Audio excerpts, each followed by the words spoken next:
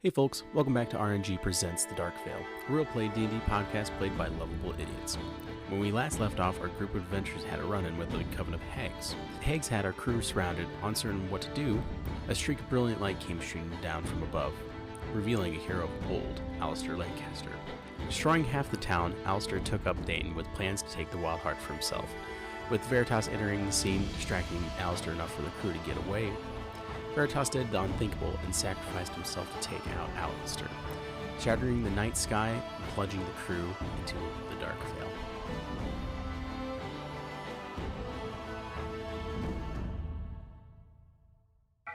So we're in town. We're in Greenwood. You are still in Greenwood, yes. You have the entire party with you. As you pick up the staff, you can see that Pip begins to separate herself from you all as Kwansang begins to join her. You can hear her say, "I have to find out what happened to the rest of the circus." And Kwansang says, hey, Pep. That's the main heel voice, not the group voice. That's true, yeah. No, how does he do it? He's like, Pip, No, how do you do it? What is the Kwansang voice? You're on the right track. He's like, Pip, I guess he'd be like, yeah. You're gonna need me to maneuver through the darkness. I have one of the shards. I will go with you.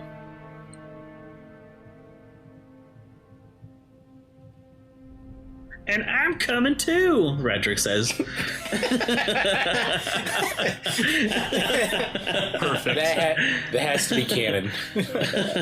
No. But Pickles, Wolf,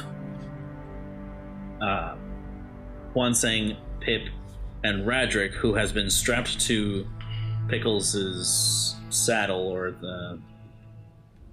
the cargo this whole time.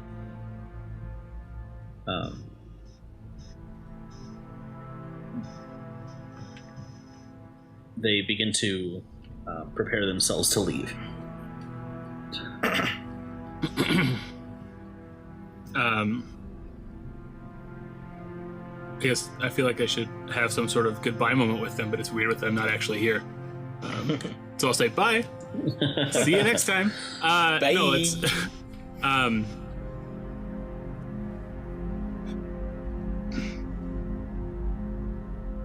how will we find each other? Sorry.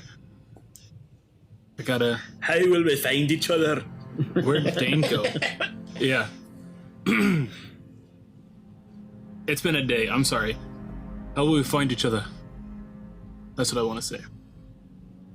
Perhaps we should find somewhere to meet.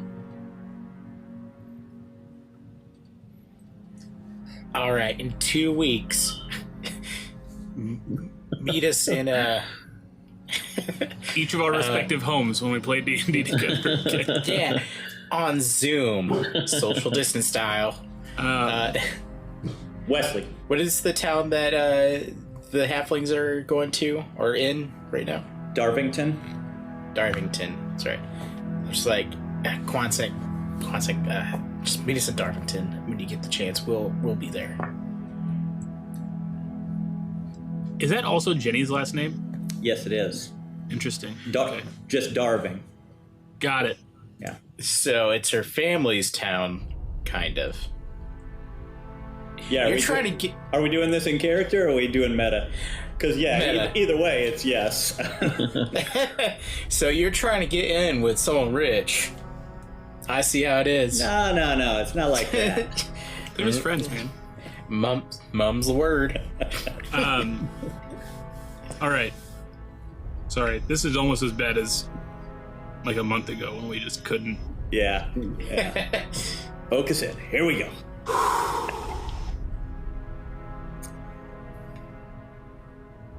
So I guess I'll bid my farewells to Kwansang and Pip and Pickles and Wolf and Radric, who is conscious apparently now. He is not conscious. No. Okay, I'll just kind of pat his like empty helmet. See you, buddy. But he still has Bye. that goofy accent. Right. He woke up long enough to say, I'm going to. And just salt back over. And as I walk away, while we're here, and we've got the town to ourselves, should we look in Finnan's basement? I mean, we don't got anything to worry about now. We have already experienced the worst. Yeah, I thought that when the hags said that whatever they were there for was underneath Greenwood, it must be what we were seeing under Finnan's, but it must have been the staff, right? So the Finnan's basement is, or what's under Finnan's house is something different? I'm still confused by everything. I think the hags had the staff. They took it from the tree. Well, that makes more sense, probably, yeah.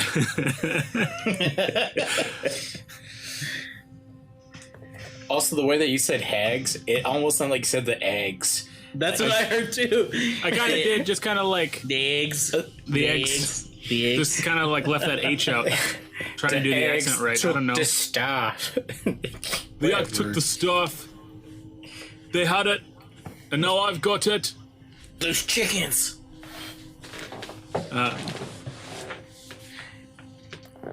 Yeah, I say we go explore what we were meant to explore earlier.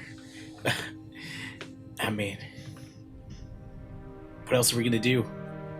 We got the whole town to ourselves. It's halfway destroyed. We've already seen the apocalypse. Hey, Let's go. Hey, Rondon, just a little too soon? Just I a mean- little too soon? I mean, I'm still processing this too. I don't know how to handle this. I'm sorry. I'm just shaking, like, with excitement and terror all at the same time, however you want to describe that emotion. Yeah. I'm just kind of like wanting to pace around, but I'm like, I can't see anything other than Dane right now. That's right. I guess that is the case. Like, even with dark vision, he can't see in the dark, right? Correct.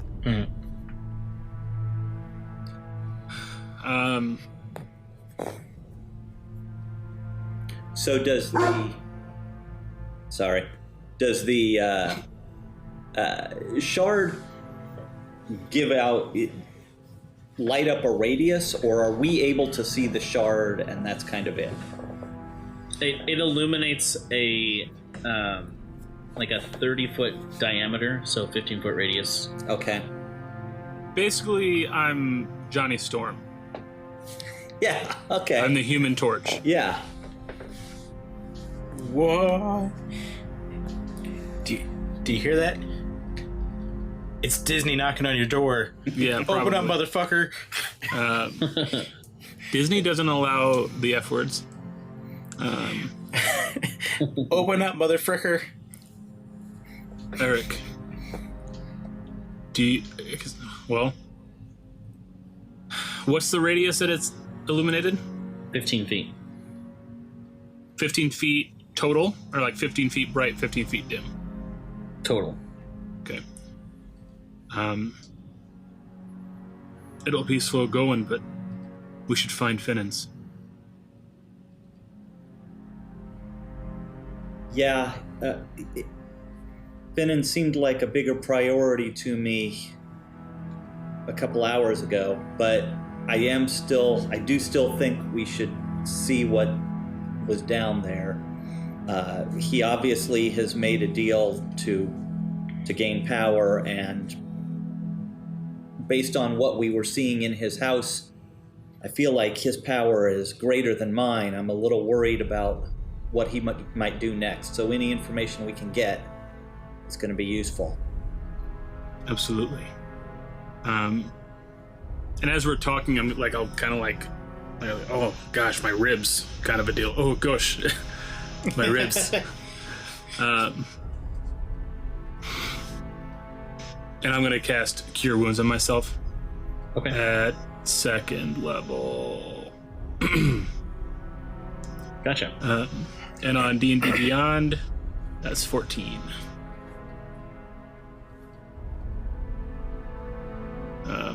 And then I'm as good to go as I can be. I'll follow Eric. Okay.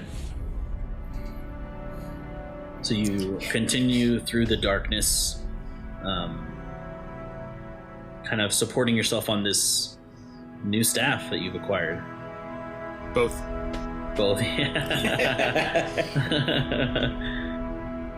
Need some skis. Yeah.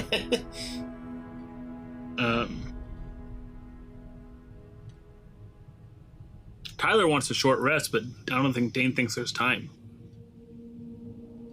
Yeah, let's just go. Aren't you like proficient in Arcana, Eric? Yes, I am. What would I be doing an Arcana check on? Or no, don't you have Identify now? Oh, dang. Yes, I do. Ooh. Hey.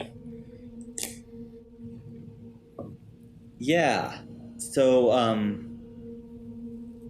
Dane, I know that staff belonged to Narina.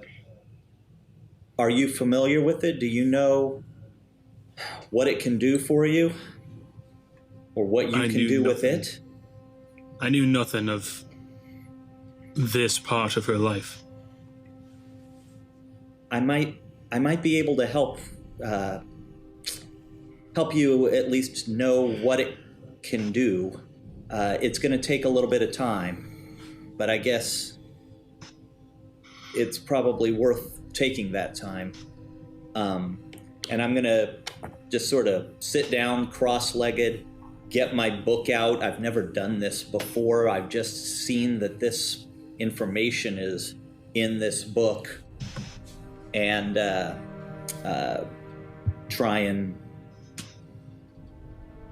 channel some power to identify exactly what the staff is. So I'll sit down across from him and kind of hold it out in front of me between us. Okay. This is a ritual spell, so this takes 10 minutes here. And I'll sit right next to Dane and like, I'm helping too. I'm also going to cast Identify. I'm like, yep, Okay. that's a staff. This wood. That's wirewood.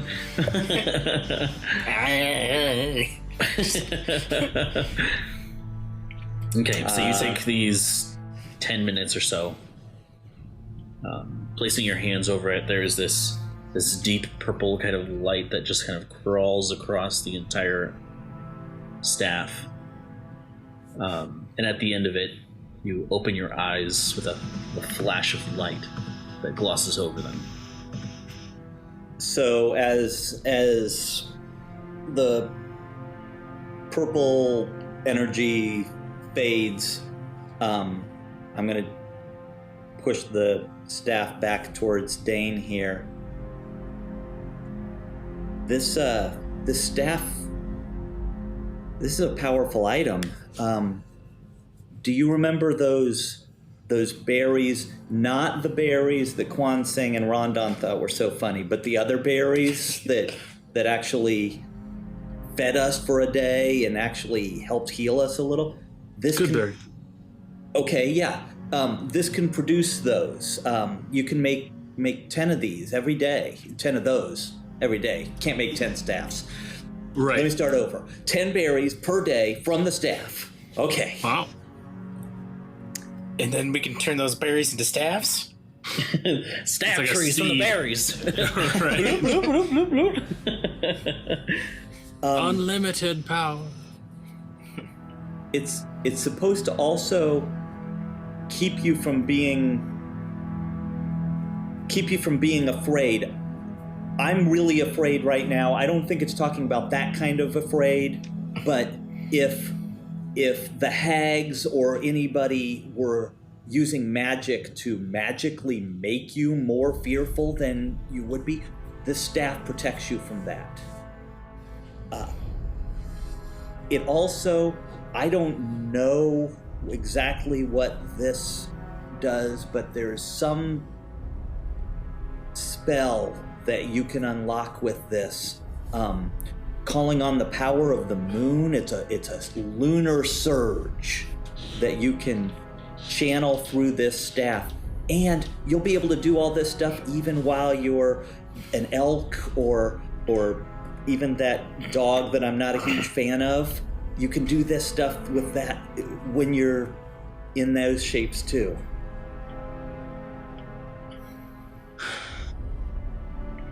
This is a powerful item.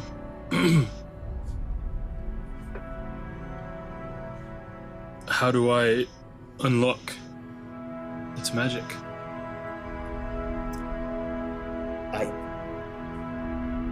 I guess just like the first time you changed your shape, the first time that you were able to heal, you're going to unlock it using the power that you have in you.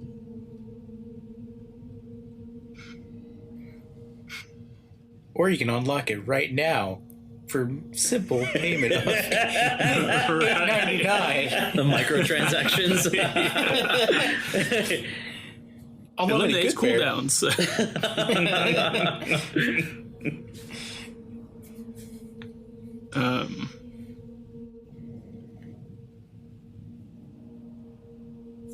Thank you, Eric. I better understand now. Come, let's do what we've come to do, so we can go to Darvington. Are you feeling up to it? You took quite a beating. When has that ever stopped me? That is a very, very good point. I mean, we did watch him die at one point. I mean, woo! I'm still recovering from that one. And I kind of like absentmindedly rub like the scars, like I guess they're still relatively fresh burns, right? It's only been. It's been it's been like 2 weeks or so. I mean, So I they're can only healing, but Yeah. And with the fact that like you kind of use like cure wounds or restoration or whatever, yeah, like I can only imagine that they heal pretty quickly because of that too. sure. At least that's how I think about it. I mean, cure wounds would make sense. I imagine Yeah. burns falls under wounds in terms of generic D&D language. There isn't it like cure burns. That's not a spell. Although, could you imagine? Yeah. It'd be so dumb. So they're probably just scars now. That would make sense, right? Yeah, just kind of like rub the scarring. Yeah, I remember.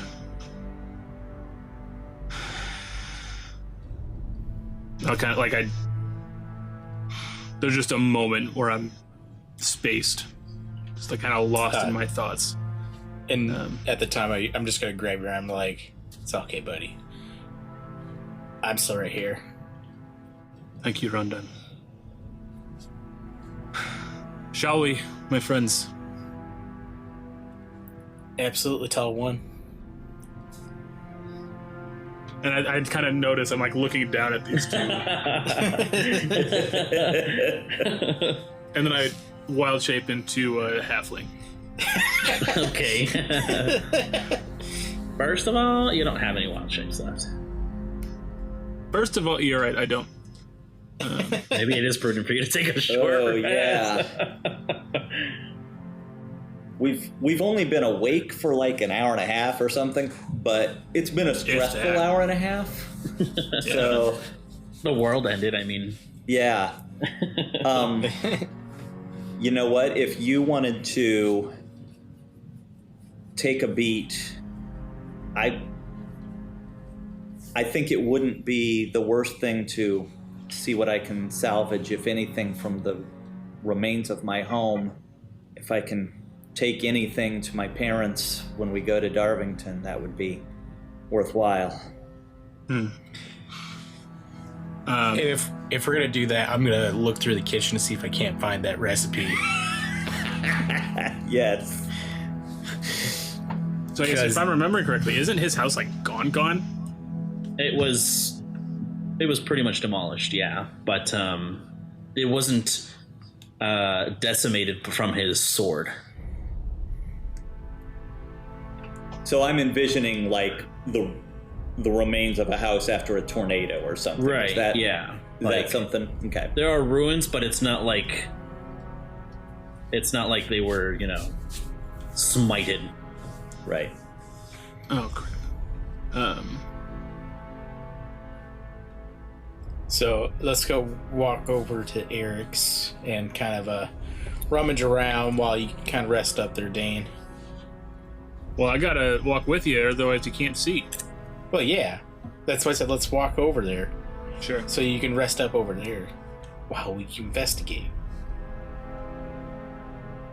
Roger that.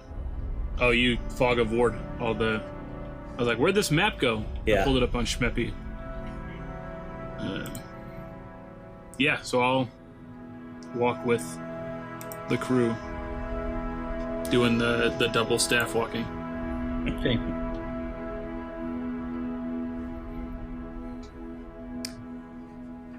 So you take the time to walk over there,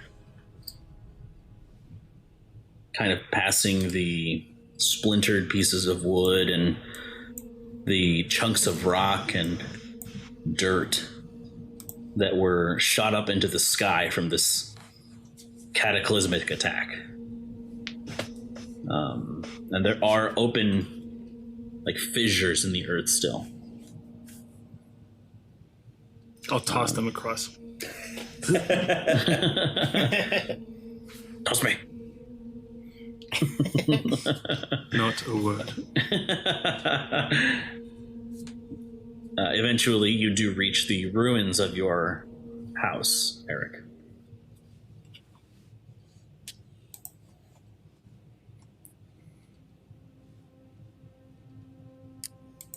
Take a moment to just sort of steel myself, and then going in and kicking around. Dane, you know, not asking Dane to follow me around so I have light, just within the radius of light while he sits and catches his breath. I'll try to find like an interior wall, kind of a central location to kind of just lean against, so as much of the house is illuminated as possible. Sure. Okay. So, Eric and Rondon, both of you make separate investigation checks. 17. Okay.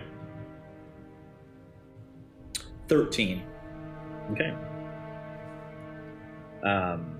Rondon, as you are searching around the ruins, you can see this tattered book. Most of the pages are ripped and singed, but there is this one single leaflet left. Yes. You reach down and grab for it, and it is the recipe. And I take it out, gently fold it, and just kind of like tuck it into my armor. I'm just like, Do I see this happen? You're resting. I would say not really. No. Okay. I guess I have a passive perception of 17. Are you trying to be sneaky about it, Rondon? yeah. Alright. But let's say I was trying to. Okay, so go ahead and just roll a sleight of hand check for me. Sleight of hand, that I can do. Just BB 18. Okay. All Yeah. right. So you are stealthy and you pocket it. For the purposes of your gourmet feat, this does count as a magical recipe. Yes. But you must take the time to read it to know exactly which one it is. All right. All right. Yeah. I'll find a time to next short rest to read it. Okay. Your cookbook is slowly growing.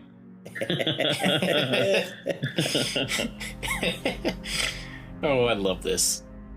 I love this game.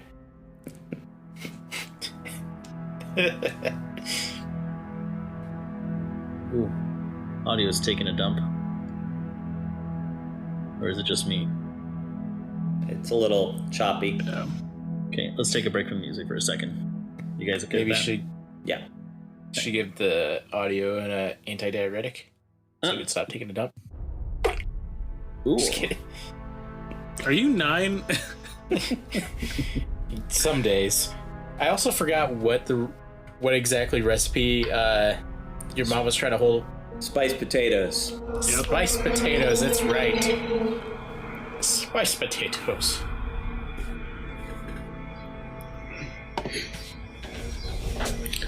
Eric, as you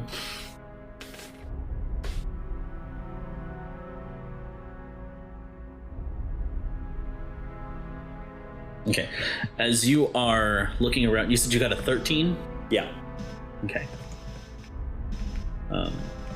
You find shredded clothing, a couple of bottles of your mother's perfume shattered. The mixture of scents is a little unpleasant. They don't all complement each other. The remains of the bed. There's like a beam that fell on top of it and is just split in two. You also find what looks like a charcoal like portrait of the three of you. That is more or less intact. Yeah. I believe I have a scroll case. I'm going to double check that. As long as I do. Yes, I do. So I'm going to take that and try and roll it up nicely and put it into a scroll case to hold on to. Okay.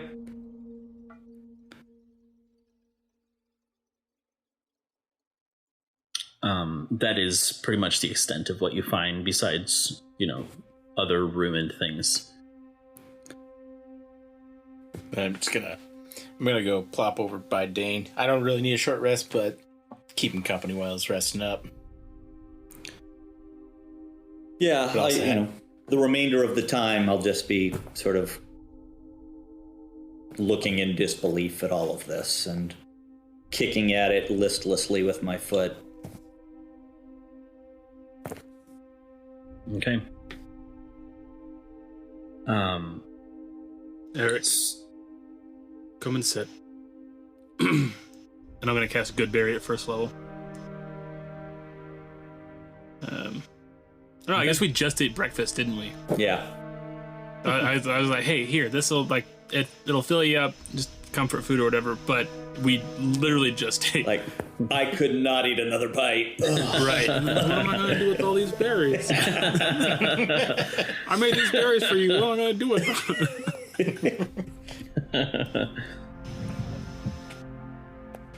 them? So yeah, just kind of, instead of letting Eric kind of like, I don't know, just kind of pull him out of his thoughts. Just kind of sit and talk while we take a short rest or whatever. Sure.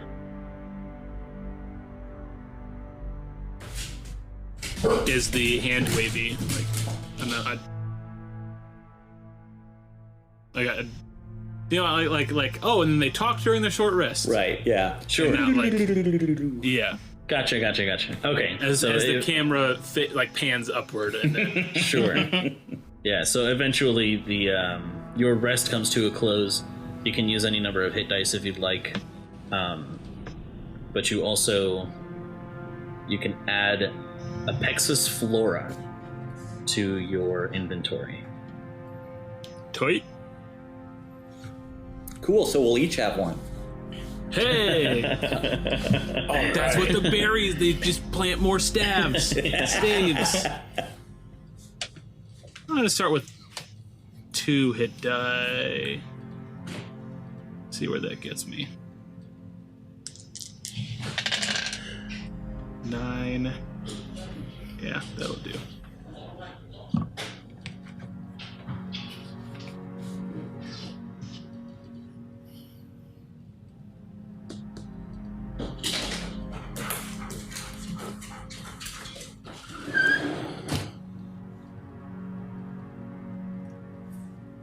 Cool.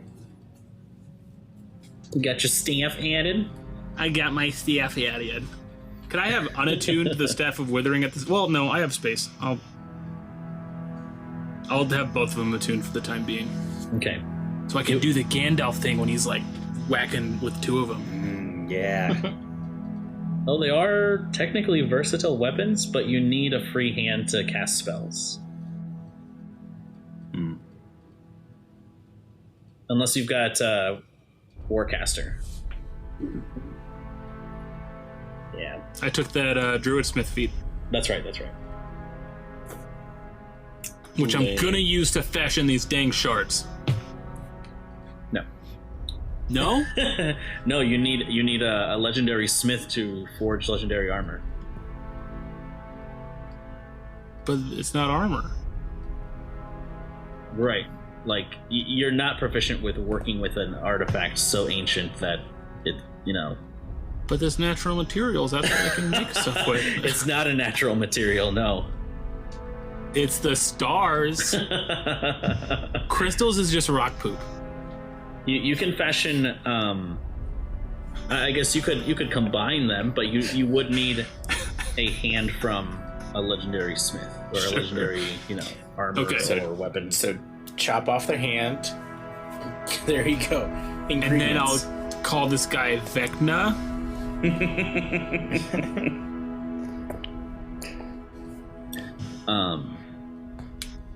But yes, so your short rest comes to a close as you feel replenished.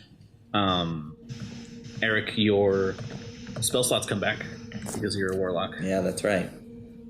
And Rondon, if you used your action surge or anything like that, it comes back too. I was taking a short rest for fun. Cool. All right. So, what would you like to do? Well, looks like we rest up enough. Let's head towards Finnan's. Towards Finnan's. I'll nod and kind of get to my feet, stretching out a little bit. These motes of light, do they illuminate at all? Or is it just like fireflies, basically? The effect is for protecting you against fear effects. It doesn't. But there's no actual light effect. Correct. So then, can Dane actually see the rest of the world around him, or as normal, or Just the radius that he has. okay? Just want to double check. And so as you take off towards Finnan's house, you can see that half of the house is actually destroyed.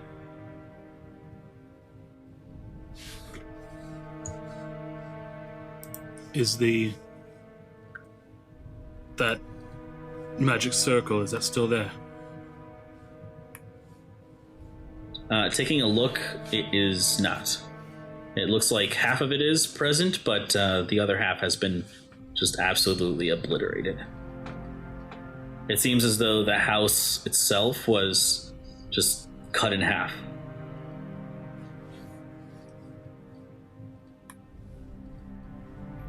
All right, let's see if we can't Jimmy open that door. Who's Jimmy? Tell me who Jimmy is! Jimmy Timbers, my cousin. You know him, Dane. That's how we got the term. Oh, Jimmy, Shiverme's brother. Yeah, Oh Shiverme's my God. brother. Thank you. Now you know who I'm talking about. I've decided if Dane dies, just for like a session or two, I'm going to come in as Shiver Me Timbers. All right then. So as you begin We're to gonna approach James the door house, you're going to James the Jimmy's door the- open.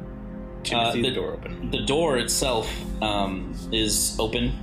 The trap door seems to have been centered with the house, so half of it is missing.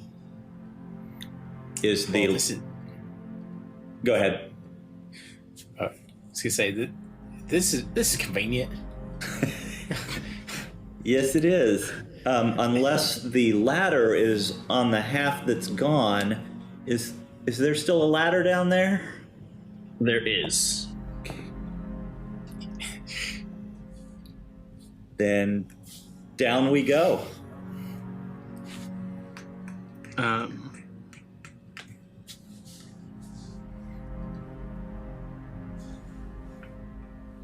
We don't need dark vision this time because Everything's dark. I'm doing the light. Correct. Okay. It's no darker down here than it was up to the top. Right. I just know last time I cast dark vision on you when we were in this tunnel, so you could see. I was just gonna see if I needed to do it again. I'll follow.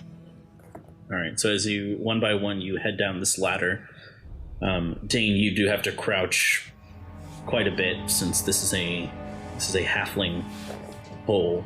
Mm-hmm. You have to like just crouch over as the both of you are more than comfortable. Got so much room down here. Yeah. I wouldn't mind a place like this.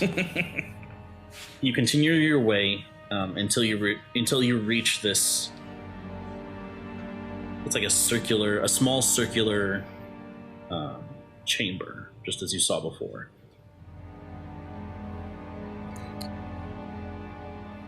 And this is where I found a wall that wasn't actually a wall, correct? Correct. Okay, so I'm proceeding back to that and just reaching out to touch it to see if it feels like a wall now or if it still allows me to pass through. You extend your hand as you can see that your hand passes through this illusory wall. Just leaning in and putting my face in to see if the light from Dane's shard passes through the illusionary wall or if Dane's going to have to lead the way on this. It does seem to shine through the illusion. Okay. Then, but not far enough that I can actually see anything, right? Correct. This way. This is how far we went last time. I don't... Actually, 1 second. I'm going to do a perception check and just listen to see if I can hear any signs of life coming from beyond this wall. Good call. Go ahead.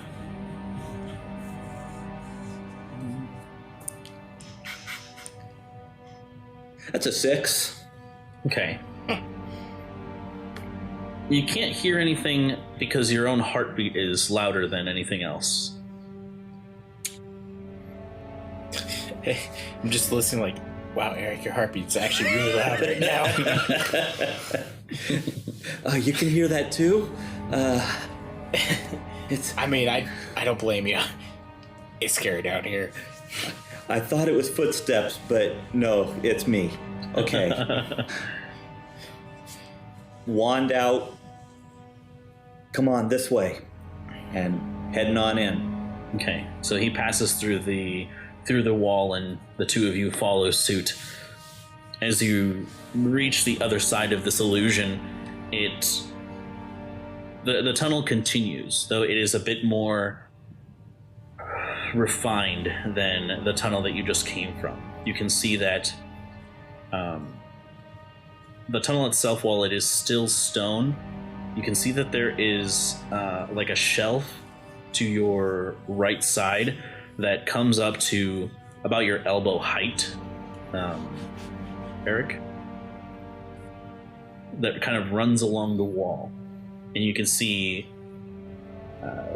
jars and strange talismans and different writing utensils, like chalks.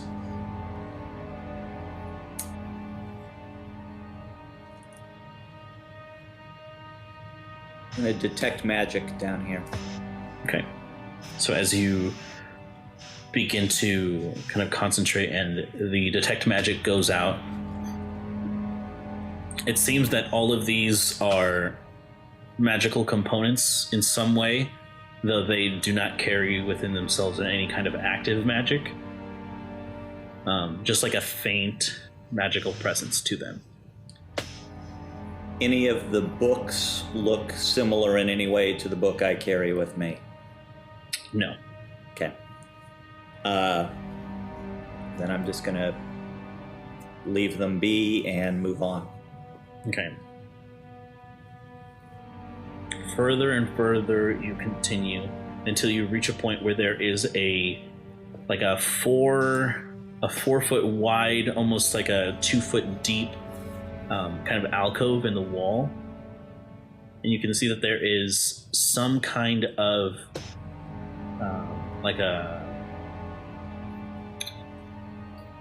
I wouldn't say like a coffin, but like a stone, I guess a stone coffin, sure.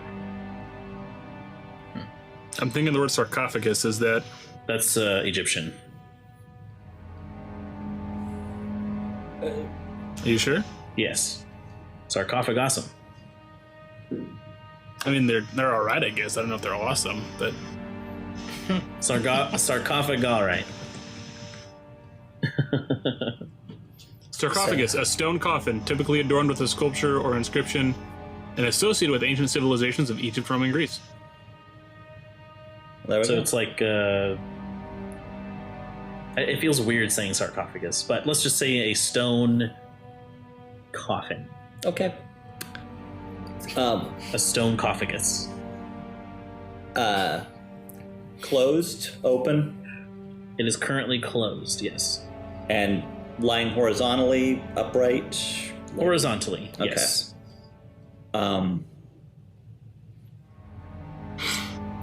Any inscriptions or carvings, or is this just essentially stone slabs? Go ahead and make an investigation check for me. Are you all right, Tyler? 9. It's too dark down here. Yeah. 9. Yeah, it appears to be both dark and dusty. You run your fingers along the sides of it, but you can't tell if it is language or just some intricately carved design on the side of it. Man, only if we had Quansang down here to blow up all this dust. So can Dane do like some sort of knowledge check on this thing? Because Tyler's putting pieces together, but Tyler wants Dane to do it too. You're trying to do what now? I'm sorry? Just some sort of knowledge check to determine the nature of this sort of thing. This stone cophagus. I guess you'll need to be a little more specific. What are you trying to find out about it? Because it's a stone coffin, stone cophagus, as we've established. Okay. But what are you trying to recall? Are you trying to associate it with something in history, or are you trying to? Tyler's afraid Finnan's a vampire. Tyler wants Dane to get to that conclusion. I don't know how to ask that question in character. With your accent.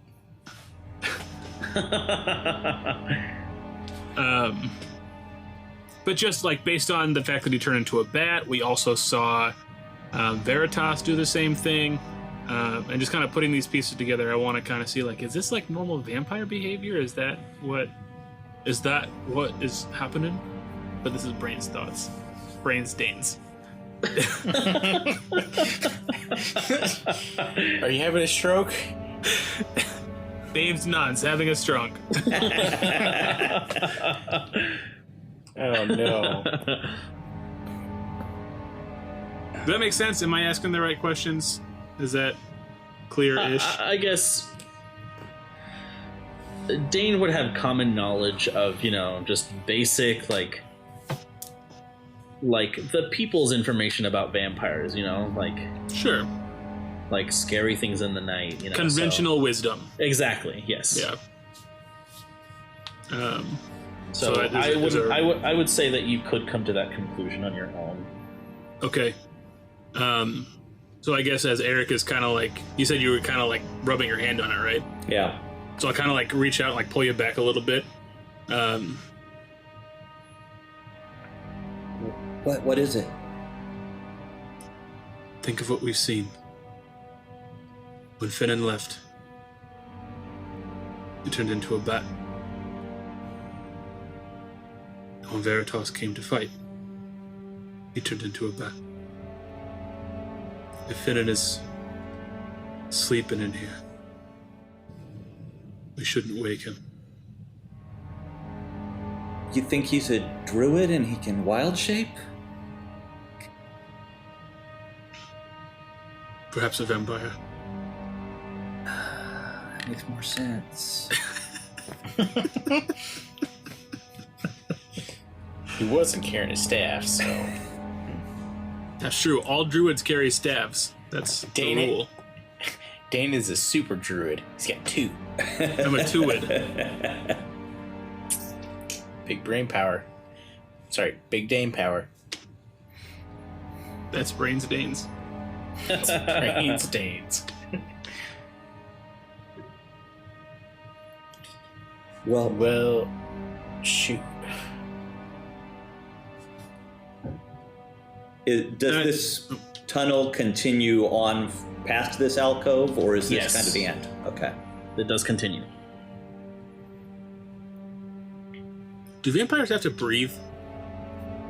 No, Okay. they do not need to breathe, eat. They have to drink blood. It's why in the Marvel universe they live on the moon. I thought that was Inhumans. Yeah, in the comics, the Inhumans are gone. Marvel vampires have taken over the dark side of the moon. Ah, Yeah. interesting. The more you know. I'm gonna think about that for way too long, so let's move on. Gonna just kind of yeet myself over the sarcophagus. Sorry, stonecophagus. You do what now? Gonna yeet myself over. Gonna. Isn't it off to the side? It's not like across the walkway. It's like It's correct. we're It's walking and it's oh. over here. yes. Okay, sorry. I was imagining it in the middle of the walkway. I'm just like. Just Bolt myself. leapfrogging Yeah. into the wall. Well, I didn't see the wall. That was stupid. tell you what. Let me use the wand here, and it's the wand of web, and I'll web this thing up so nothing can come out of it while we check the rest of it out, and then if we want to come back and take a look, we can. I like the way you think. That's why you're the smart one of the group. 9 wisdom. Okay. No, I'm sorry, 8 wisdom. Yeah. So I'm going to do exactly that. Using the wand, just kind of fill that alcove with webs. Okay. It fills a 20-foot space, if I'm not mistaken. Yeah, it's a 20-foot cube. Is Okay. that Can we up to, compact or it? like? No, is there it a way fills the to cast space. it smaller.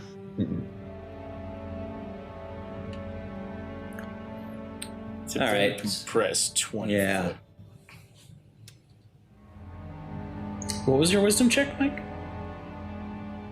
Oh, I didn't make a wisdom check. I'm just commenting that when he calls me the smart one of the group. Yeah. What's your intelligence score? Oh, no, intelligence isn't bad. It's 14. Yeah. See. Yeah. Building up those spell slots. Yeah, well, the spell slots, right? That's what all my stats are going towards now is intelligence to get some spell slots. Is that how that works for warlocks? It's the improved intelligence stat Ah, got it. because it's garbage in this edition of the game. Yeah. All right. So, webbing. So let's go past it. It's concentration, right? So I can get rid of the webs anytime we want. Let's go Yeah. past it. I'll web up the the sarcophagus and our exit, but we can Which check also things means nothing's coming behind us. out. Exactly. All right. So as you point the wand forward or backward, I guess, you create this very thick. Essentially a gigantic just splotch of white thread on the wall that covers the entirety of a 20-foot cube in this cavern, or in this tunnel here. Thoroughly blocked.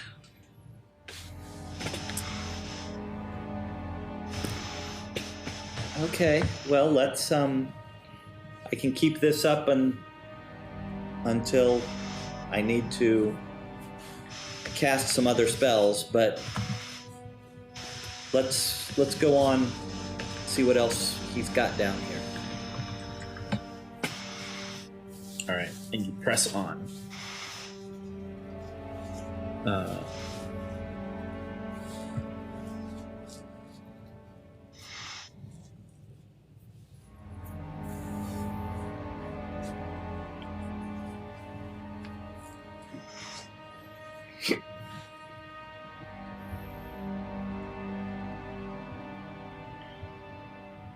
As you continue forward, this tunnel begins to open up a little more. The ceiling now stands at about 15 feet high. And from edge to edge, the wall is about 20 feet wide. Still, this what looks like a carved stone tunnel, or like it seems that this was a design, not some natural formation.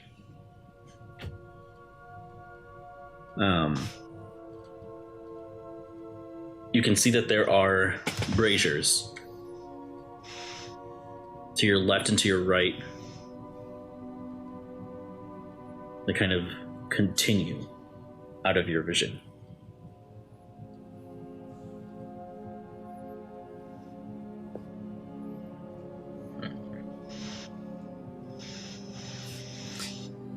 And have we came to the conclusion that lighting a fire won't light up anything around us? We haven't actually tried it. Let's light one of these, see if it does anything. All right, guess take out a flint and steel and just. All right, and so you light two of the braziers. They seem to glow and emit heat, but the light does not go past the 15-foot radius that Dane emanates. Huh. Well, this sucks.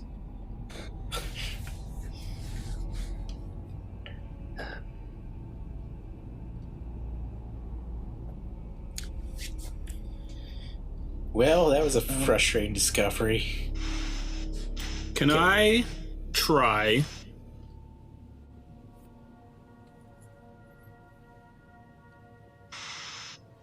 I'm gonna try this lunar surge.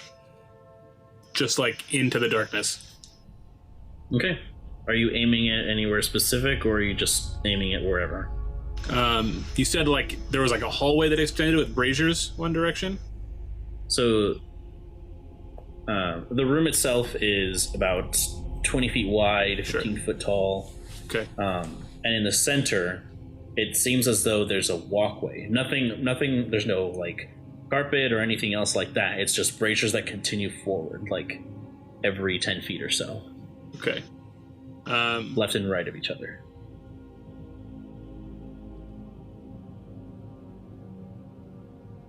I don't want to like unwittingly attack something that's there. I was just trying to see about like the illumination, see if I could see that blue light beyond the 15 feet because it's a 60-foot line. So yeah, I won't do that then. I'll try that another time. But Guess I'll look to Eric and Ramdan. Shall we? Might as well press forward. In for a quill. In for more quill. And yeah. In for a quill, in for a chicken. That's what I always say. And I guess I'll roll a stealth check to walk quietly. Sure.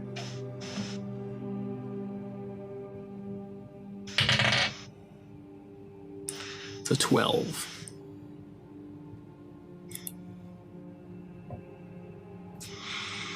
Because the cloak is hiding. Not like silently.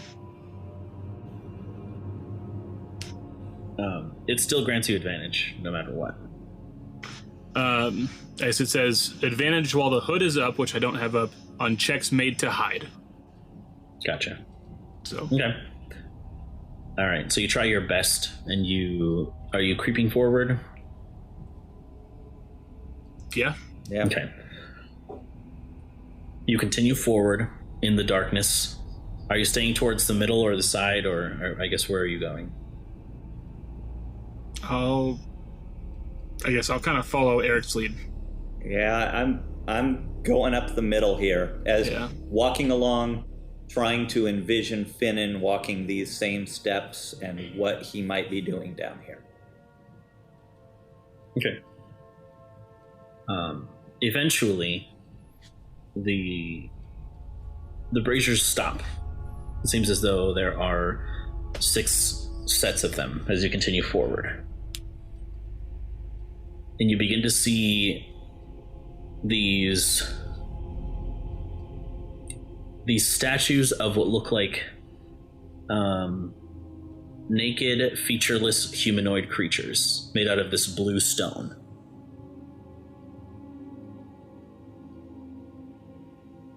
They stand together in what looks like a semicircle.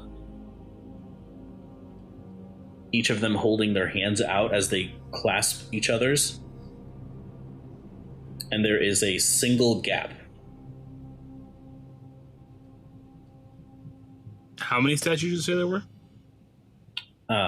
5 of them. Oops.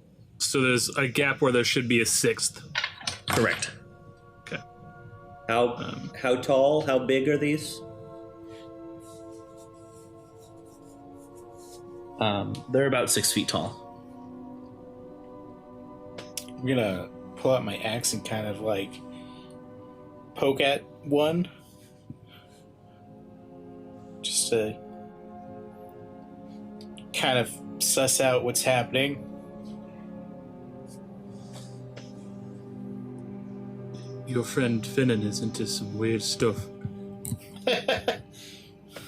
Not my friend. Yes, he is. Is he your friend or is he not your friend? I'm confused. Not my friend. Yes, he is into weird stuff. That We're makes a getting lot more some sense. echo on us talking, Brandon. Are you? Yeah. Sorry. I guess I am, at least. I don't know if you guys are. Yeah. Although not right now. No. Yeah. I've stopped the music now. Okay. Okay. Sorry, buddy. Allow me one moment. Allow me one moment. Now allow me one moment to talk about HelloFresh. I wish you would sponsor us, please. Thank you. Bye. I was thinking of, I'm Spartacus, and then I remembered that episode of Community when they were doing the mock United Nations. And Annie's like, I have to tell you, I farted. Like, no, Annie, I farted. And it was like, no, Annie, I farted. No, guys, I'm not doing the Spartacus thing. I actually farted. Is the music better now? Yeah. Yeah. Yeah. Seems to be. Yeah. Okay, cool. Sorry, my computer does weird things. Yes. So there is a space where there would be a 6th person. And they all appear to be holding hands. Like, if I'm numbering 1 through 6, right to left, where's the gap? where you're approaching from, actually. So it would form a circle if someone filled that gap. Correct. Gotcha. Are they close enough together that a Finnan-sized halfling would be able to hold the hands of the statues and? Yeah, they're not circle? terribly. Yeah, they're not terribly far apart. So, Dane, you're the expert on vampires. Is this a vampire thing? Since you know so much. Right. Crap. I have to ask you real quick. Claudia was my caretaker's name? Correct. Okay.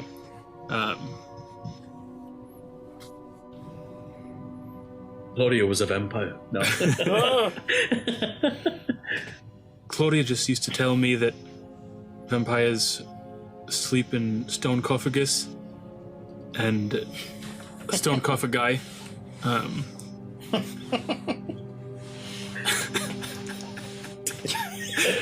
Fuck's sake. and carry off children when they turn into bats. I don't know anything about naked statues. Unless Dane racks his brain and there's something about naked statues. Not really, no. Okay. Arcana check here on Sure, these go ahead. statues. Sure. Oh, that's a nat 20, 25 total. Yeah. Okay. Whoa, whoa, whoa, whoa, whoa, whoa. Give me one moment here.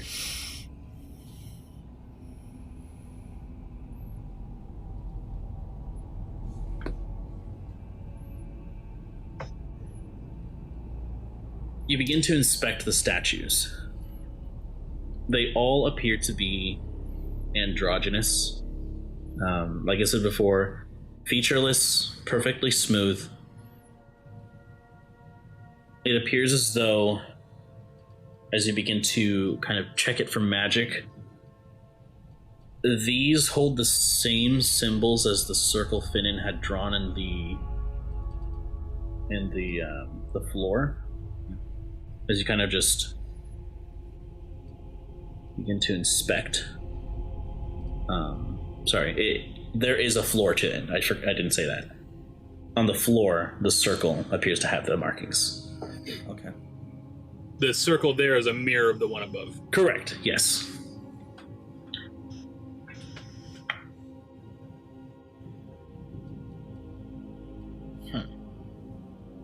It seems like this is a ritual of some kind, but its magical nature, I would say you would know that it would summon something forth. Mm-hmm.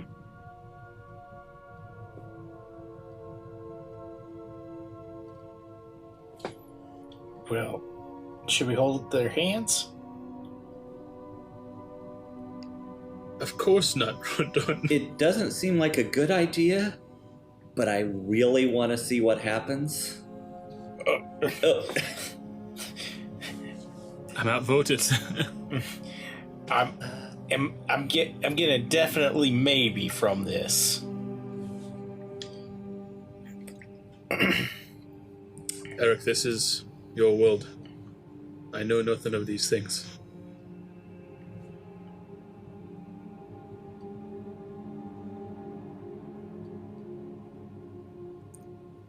Honestly, I don't see how holding the hands is going to do anything. There's got to be a spell attached to it, not just touch these hands and that happens, right?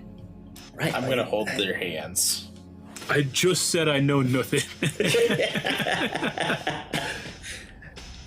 Okay. You reach out to hold their hands. Nothing seems to happen. Well, I feel awfully dumb about this now. Well, now we can take this one off our hands, or off our checklist. Words are tough. If we are trying to understand, should it not be one with magical powers? Maybe someone who's 6 foot tall.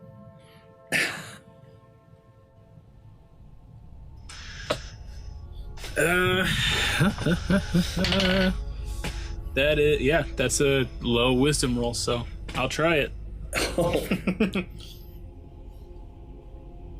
I'll step up. Okay. I'll kind of brace myself and close my eyes. Kind of like I've got the apex. Can I just have the Staff of Withering like on my back? Is that an option? Okay. So I'll lean the Apexis Flora like against my shoulder, like on the ground in front of me, leaning into me, so I have my hands free. I'll brace myself and like close my eyes and then grab both hands. Okay.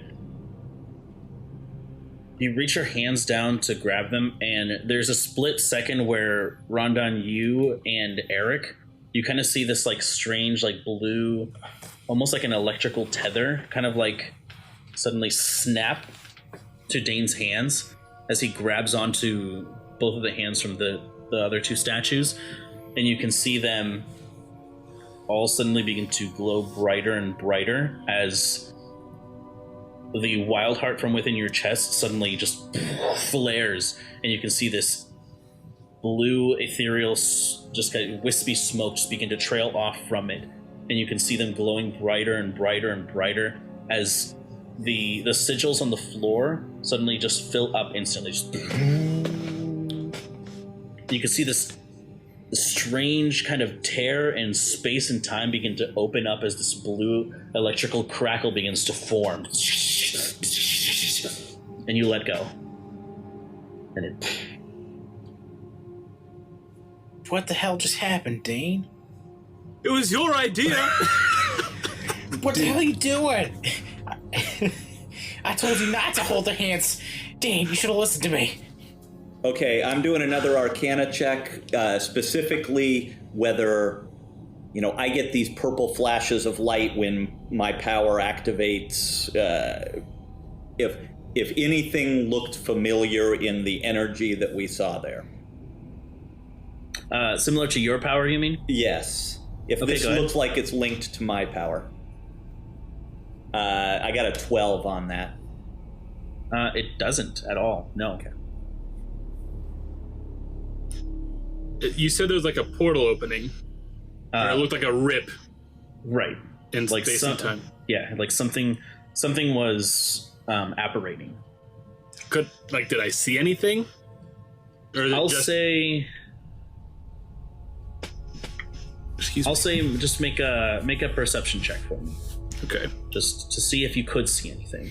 Natural 20, natural 20, natural 20. 17. 17? I rolled a Yeah. 10, which is half of a natural 20. Not bad. I'll say So that you I can see began. half of everything. I'll say that you began to see a kind of like a golden ring appear. Actually, let me see if I can pull this up. And a maid a milking. Just one golden ring. It was just one maid a milking. Sure. And a partridge in a pear tree. Both solitary things. Bunch of lords dancing on their way out of it. Just Merry Christmas, y'all. it's just this all 12 days just pouring out of this portal in this basement. Like 80 birds for some reason. I thought it was only supposed to be 12 days of Christmas, not 800. I guess we got... I mean, the first however many days are pretty much just birds, right? Yeah. Just repeatedly. Terrible gifts.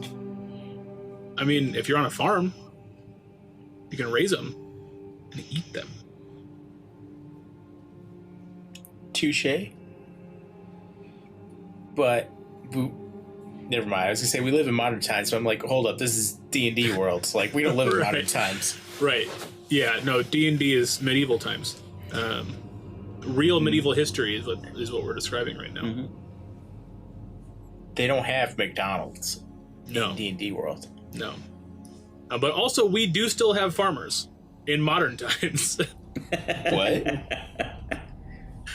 It's not like there aren't people on farms that raise birds anymore.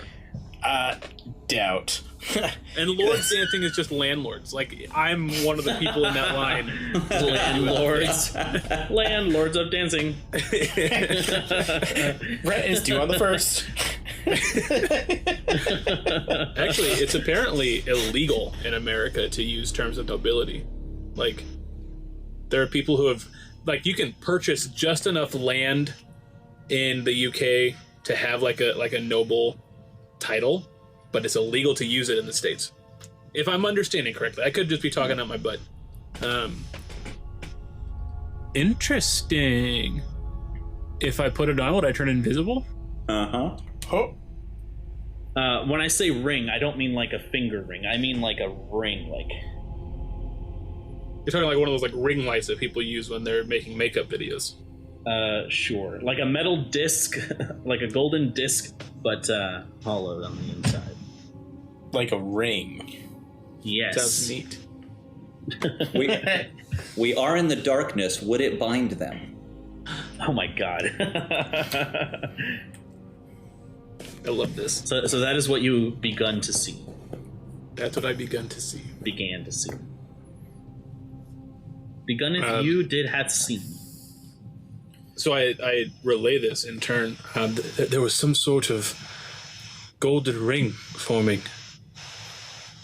I don't know much about this magic stuff, but gold usually means good guys, or at least I thought that until Lancaster, and now I'm not so certain.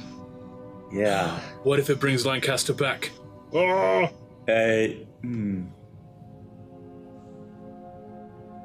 Should we try it again and try to grab that ring? It's not a finger ring. It's like a golden disc. Except for hollow, right? Right.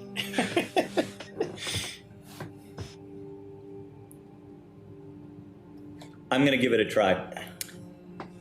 Step forward and reach up and grab the hands. Okay. You grab the hands. Nothing happens. It's the Okay. shard. Or your wild farts. Yep. My flatulence that made the portal open. That's why it It's looks a so rip in gaseous. space time. It's like when you put a bag of holding in another bag of holding. And we're in the astral plane. That's it. He gives the term "let it rip" a whole new meaning. So knowing that Dane seems to be the one who can activate it, I want to look again at the etchings in the floor and try and compare them to my memory of the etchings in the cave that said follow, just to see if it looks like it's the same kind of language. If you remember. It does not. Okay.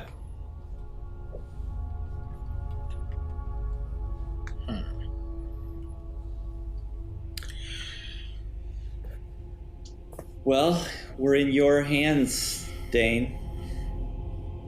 We can leave That was it so for another scary. day.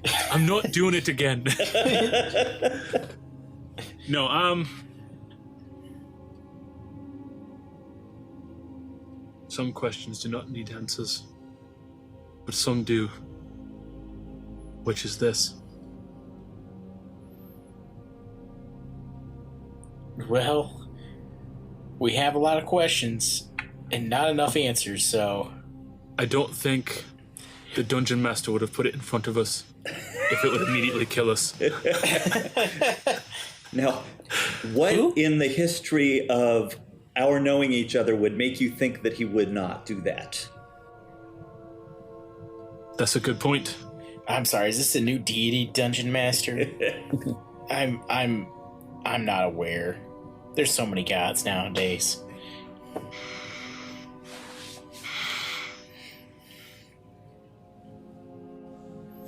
If you think it could bring Lancaster back, we've got to leave this alone.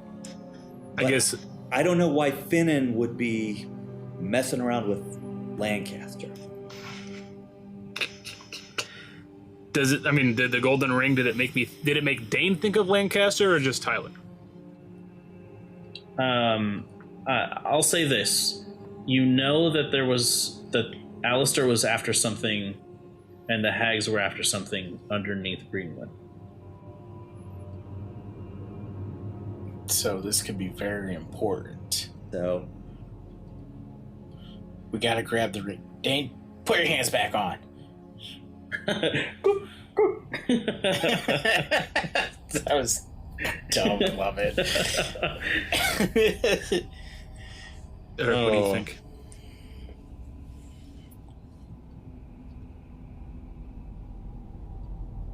if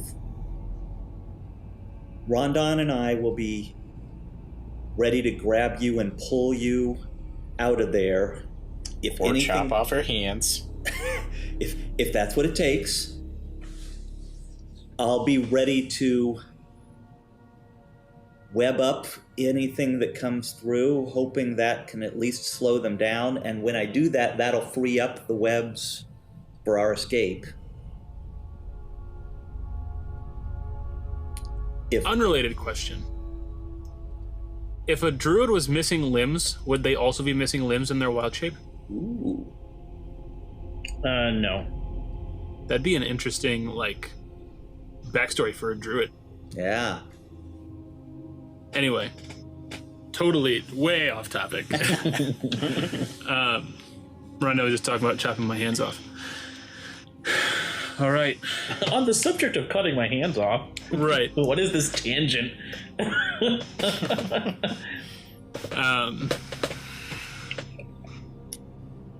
Rondon, Eric, are you ready? I've got the wand of web ready, and if it's possible to ready an action here, if anything living looks like it's showing up, it's covered in webs. Okay. And I got my axe ready. I'm like, I'm as ready as I'll ever be. I mean, these are trying times now. All right, and I'll kind of do the same with my staff, like the Apexis Flora leaning up against my shoulder.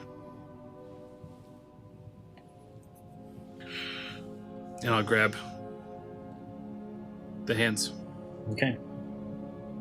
Once again, you clasp the hands. The statues begin to glow once more as you feel the surge suddenly beginning to almost like wind up. You can hear the crackling and the tearing of energy in front of you as the blue light suddenly begins to tear open, and just you can feel the surge of energy just come out from this, and your hairs all begin to kind of stand up a little as this billowing, almost forceful wind begins to just explode from the center of this ceremony. I need a Constitution saving throw from you, Dane. Okay. As you can feel the low and forceful thrumming of this energy.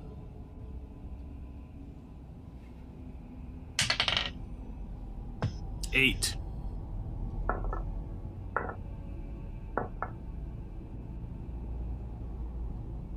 You take 14 points of force damage.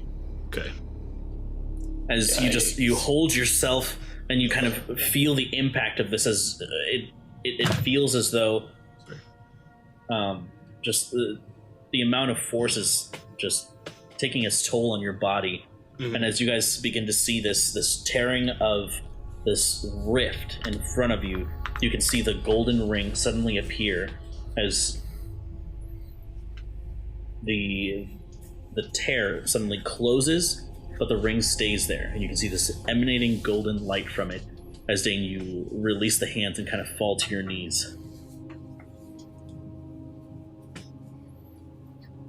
And I'll kind of is the ring just in front of me?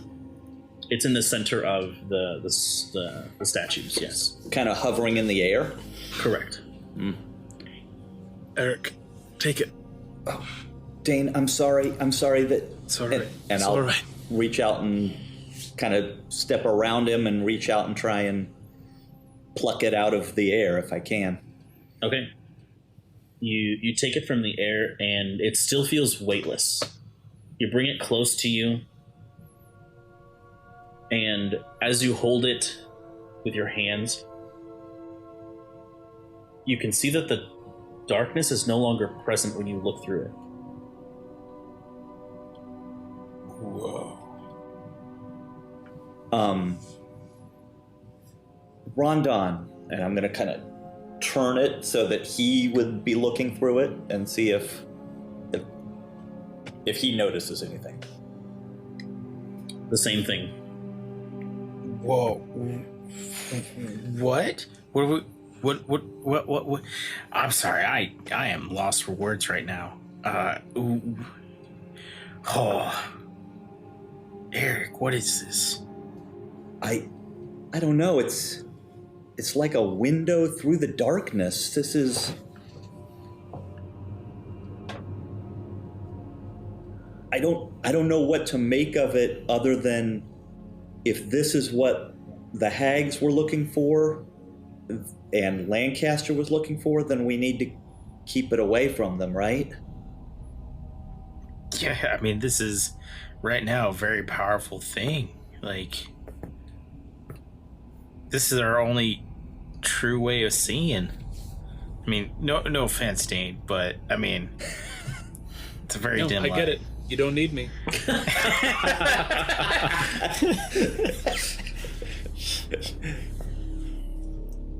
And so I guess seeing that it's a ring, like you can just kind of put your hand through it.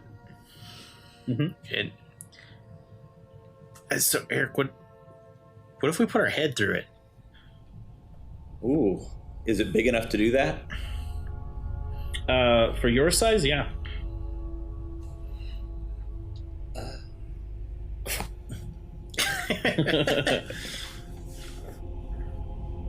You put your head through it. Nothing happens. Does it... When my head is through, am I still able to see as if it were light, or... No. Okay, only when you're looking through it. Okay.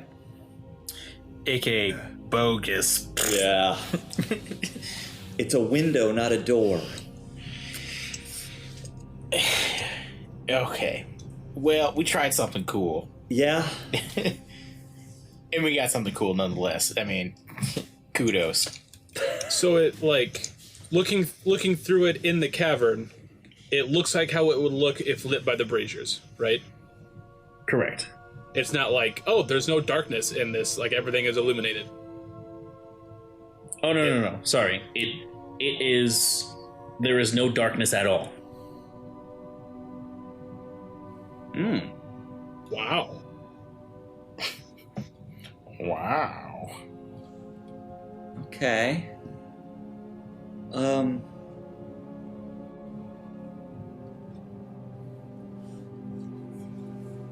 don't know what to...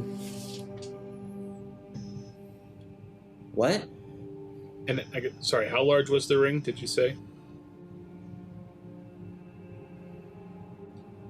It was, I would say, like a foot across, like a foot diameter. So not like huge. No. I mean, if you're 3 feet tall, it's... Did you guys hear that? I'm hear what? Are you talking to us or your people in your house? I'm talking to you. Okay. Did I hear that, Brandon? No. I'm gonna make a perception check to see if I can hear anything that Eric is. Go ahead. And while he's doing that, I'm going to cast a 3rd level Cure Wounds on myself because if we're gonna get into something, I gotta not be at 8 hit points. Gotcha. 15? Yeah. No. 2nd level. No sounds. No. Eric, I can't hear anything. Well, somebody just said the Eye of Aragoth. Excuse me? The Eye of Aragoth, you know, Yeah, I mean, Lancaster, right hand of Aragoth. I caught that. Yeah. But you're hearing voices. Yeah. Eric, what? This seems to be a problem. You okay? Bees!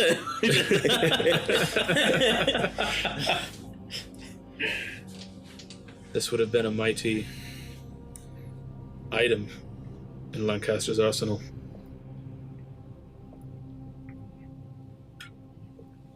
No wonder he wanted it. Yeah. If this is an eye of Aragoth and Lancaster's the right hand of Aragoth, is there like a left kneecap of Aragoth? It's like Exodia in Yu-Gi-Oh! The 12th eyelash of Aragon. We're getting so close to completing them. I got the appendix of Aragoth.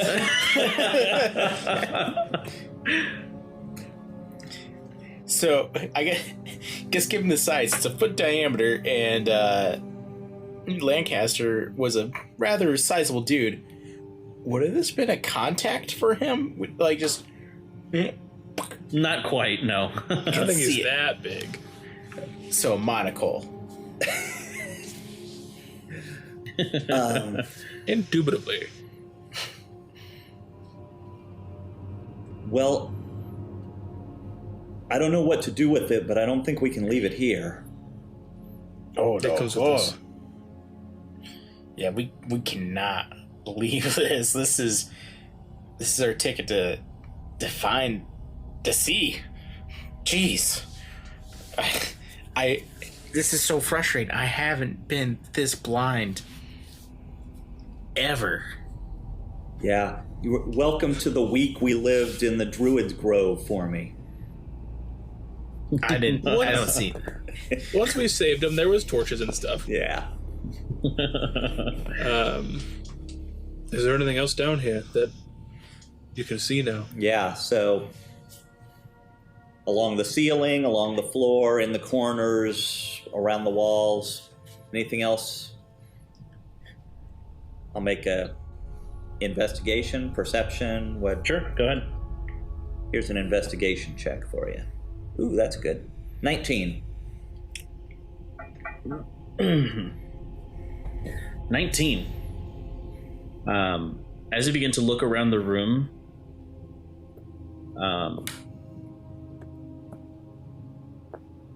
there are an assortment of detailed notes written in thin air that you were not able to see before. In a language I can read? What languages do you know? Common, Halfling, and Squeak. Squeak, the language of the gods. No. I knew it. You do not understand this language. Wish Quan Sing was here. Dane, you've had the best luck with magical writing, and this stuff seems attuned to you. I'm gonna kind of hold up offer the ring, the eye to him. I was gonna bend over and look through it, but I'll grab it and I'll hold it. But then he still bend over, just... Right, still kind of like doubled over. What are your languages? Common, Draconic, Druidic, Gnomish, and Quarry. Okay.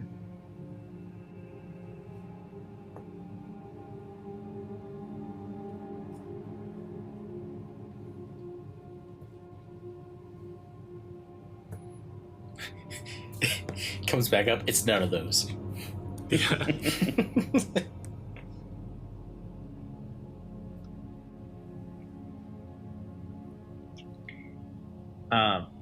You can see that they are written in different languages, and Quarry seems to be one of the languages that it is written in. But this is also like That's not a thing I have any experience with. That's true. This is basically like your Druidic language. It's just, it's just something that you see and you can understand suddenly. I understand some of it, but I know not how. It's not Druidic, it's something else. It says... Just make it up on the spot. Just do right. Put words in his mouth. There are 40 shards underground here. a plus 18 longsword for Rundun. 20 steps due west. X mark the spot.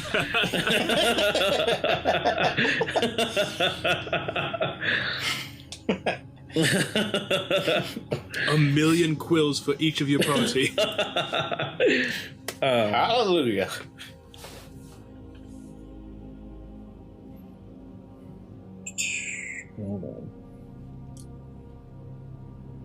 Also, the right hand of Aragoth is a little girl. Oh.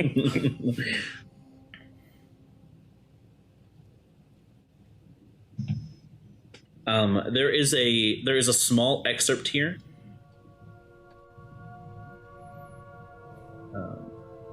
It says, upon creation of the realms, the immortals...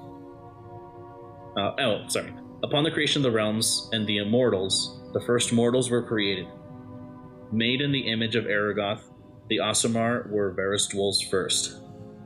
With the aid of the immortals, they raised a great empire within the continent of Primaris, known as Solinar, also known as the Shining Citadel.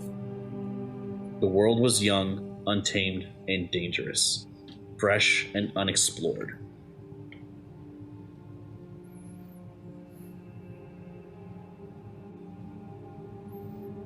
And I'm assuming Dane's reading this out loud as he's reading it.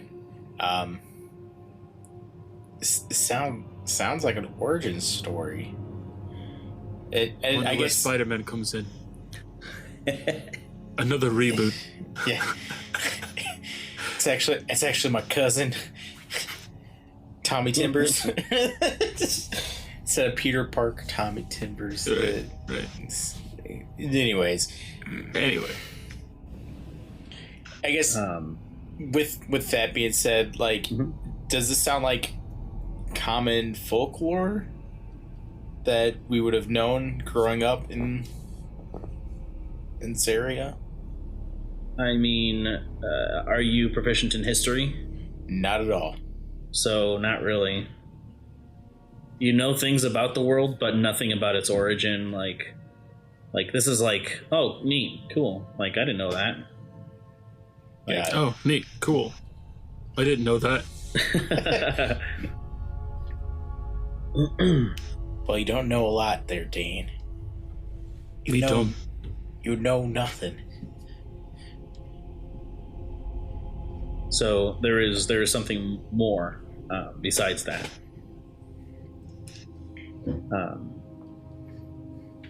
Between the realms and underneath the haven known as Greenwood, the Eye of Aragoth sits.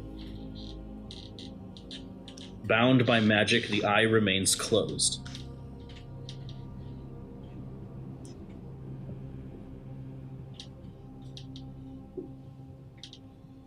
For when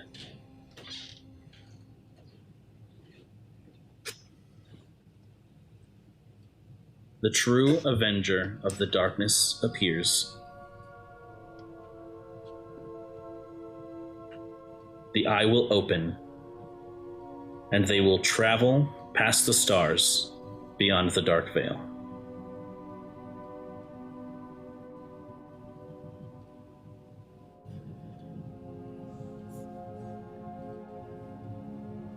Dane? Are you the Avenger? Gods, I hope not. Because if you are, I mean, this is a choice you get. This is greatness thrusted upon you. I mean, I mean, forgive me, but that's One of just you been... take it. I'm sorry, Dane. That's not... Take the eye, Rondon. No, Dane. Eric. Eric, don't listen to him. I'm think, sorry. I think it's your destiny to. We don't know that. I wanted none of this. I asked for none of this. And I'm sorry, Dane, but you know something? When greatness shows up and it thrusts itself upon you, you don't get a choice. We don't know that it's me. It could be all of us. Well, right now we don't have a whole lot to go off of. All we know is that you're the Wild Heart. You've had this great power thrusted upon you, and now we got this saying. We've already got one more shot. We can get more of them. It Yes. doesn't have to be me. It can be us.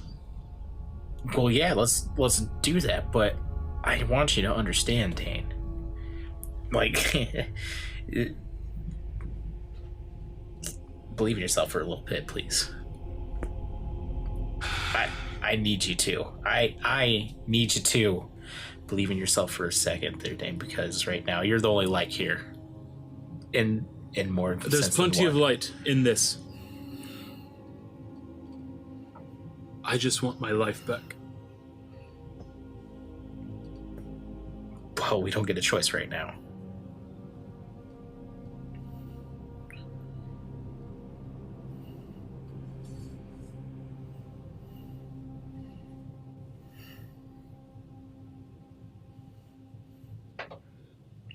Dan, you know I love you.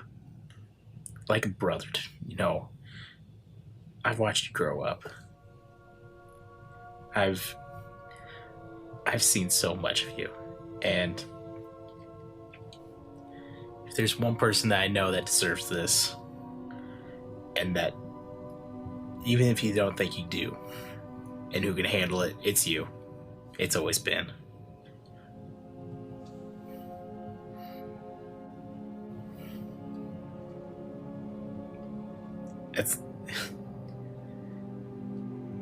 That's why she chose you, you know? Arena. She's seen it. We have to go. We can't be here anymore.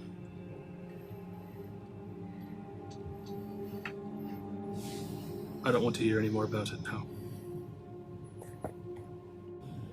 We'll just think on it. Was there anything else you saw when you were looking, Eric? No, I'm good, thanks. And I'm turning and pouting, walking off.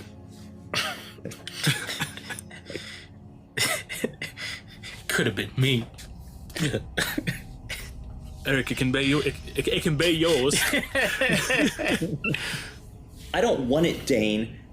I want you to think about where we are standing right now. You don't want any of this? Look at where we are right now and think about what's right above us. I'm sorry that this isn't working out for you, but it's not working out for any of us, okay?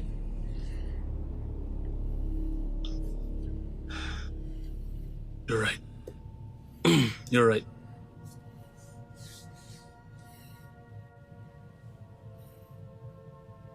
The world has changed. I feel it in the water. I feel it in the earth. In the fire too? I smell it in the air. The Avatar.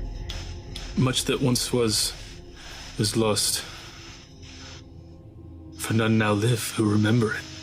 Da, da, da, da, da, da, da, da. God fucking damn it. Sorry.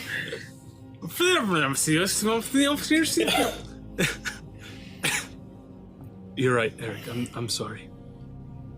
We've all lost so much.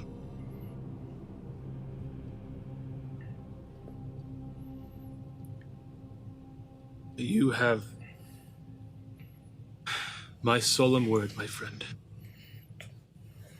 Anything I can do to return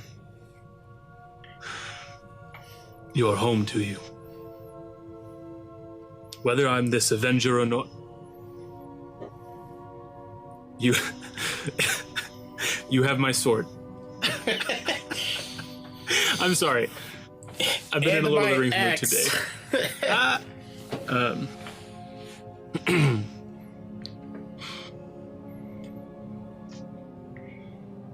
I'm sorry. I'm overwhelmed by it all, and I know that if the two of you weren't here, and Pip and Kwansing, if everyone hadn't been here, this town would have been full of people, and it wouldn't just be destroyed houses. It would be destroyed lives. So I know that it's overwhelming for everybody. I just want you to know it's not just you that is overwhelmed by this.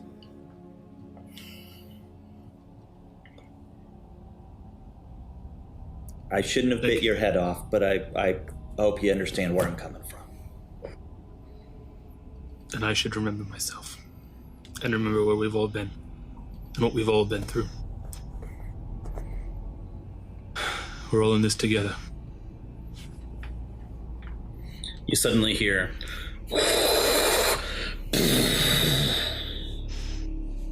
from the tunnel behind you.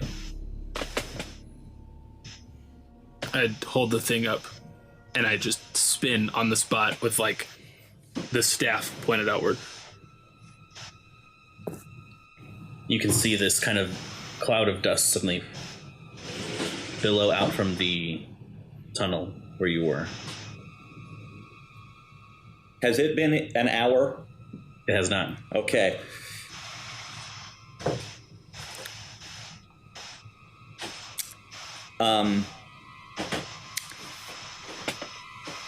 Would I know if, because it's a concentration spell, would I know if something had broken through those webs? Because it's a large enough area, not really. Okay.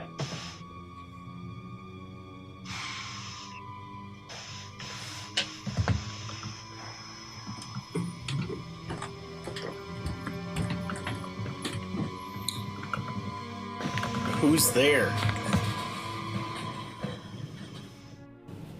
Show yourself. I guess, do I see anything through the...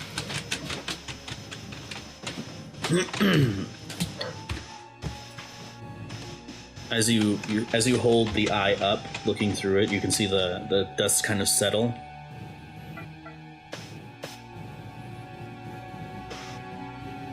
And you can see these like multiple sets of like these glowing eyes just observing you. There's no shape to it, but you hear this very low, this very predatory, just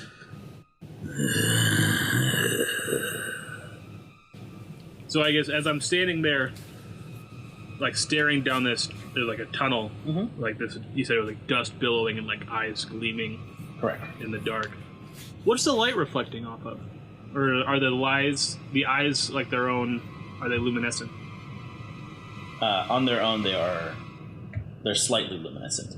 But you also have your shard that is reflecting, or that is emanating light. Got it.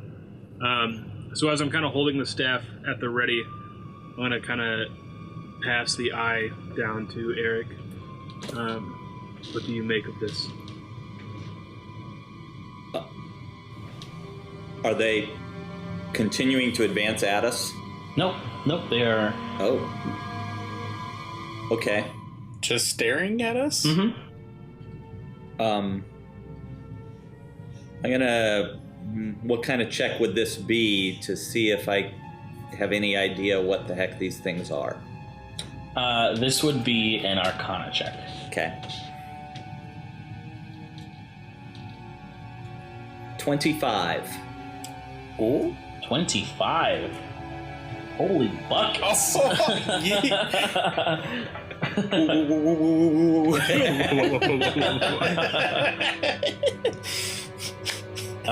Normally this would be insanely difficult to ascertain, but based on that just ridiculous roll,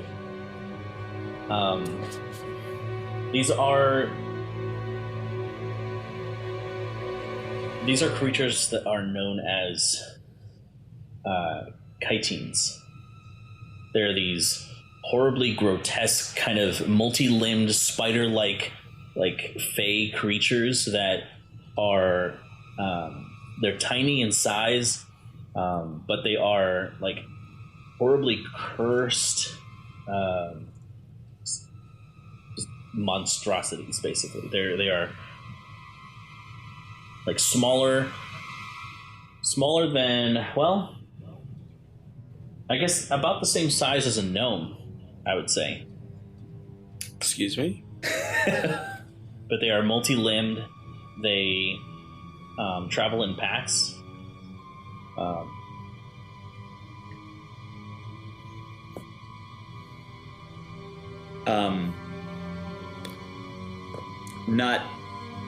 Not something I've encountered before. It's not like they're indigenous to this area or anything, though. Correct. Okay. This is knowledge that came to you through your connections. Yes. Okay. I'm gonna try. I'm not advancing, not retreating, moving just sideways, sidling along to the side to see if their focus is following the eye, or if they're focusing on the light coming from Dane, or what. As you move to the side, they trace you, or their eyes trace you.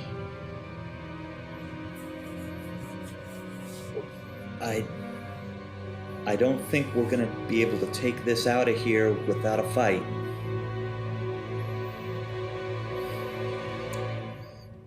Well, a lot of shit has happened today, and I feel like I need to get my anger out a little bit. If only I was a barbarian, and then I could go into a rage, that'd be great. But I'm a fighter, and they'll do. How far away are they? To you guys, I would say a good 30 feet away.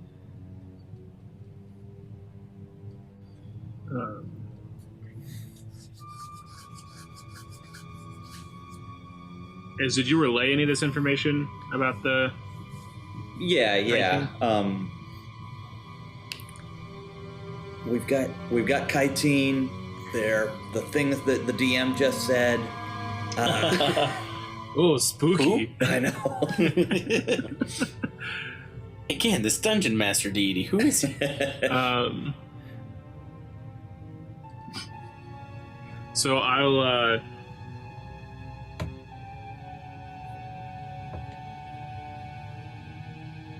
we did not come to fight. Will you let us pass?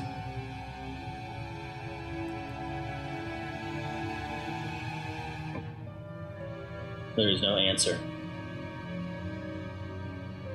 He said, "We did not come to fight. Will you let us pass?" Oh, I couldn't hear you. No, I'm just kidding. Forget about it. I already did.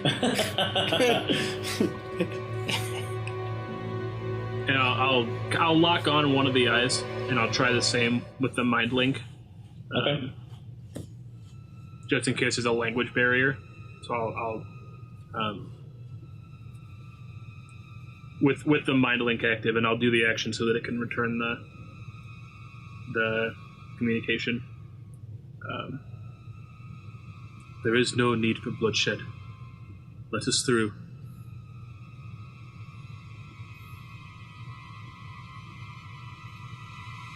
You get what sound like a series of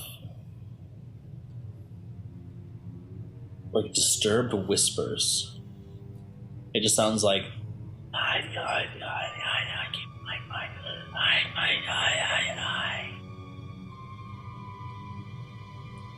I'll not ask again.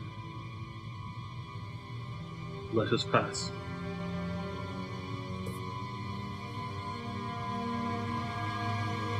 There is no response this time. Then out loud to these two. They're not going to let us pass. Well, let's get it on.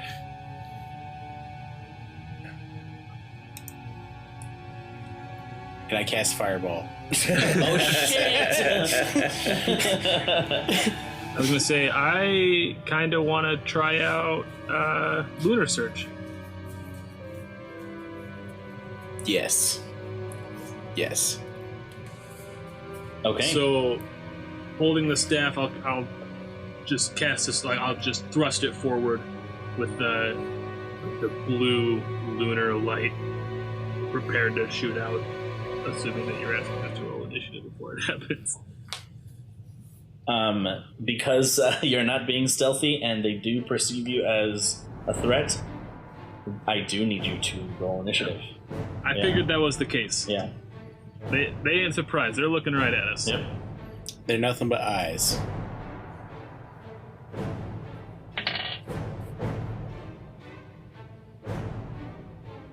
Crap.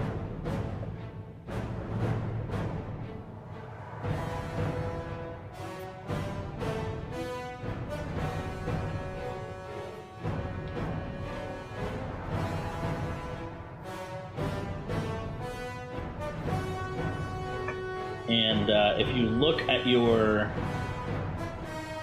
Shmeppy, there is a portion here.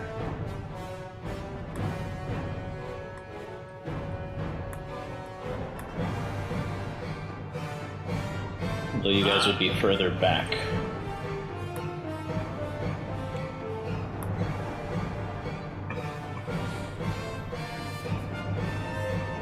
These are the braziers, is the red? Yes.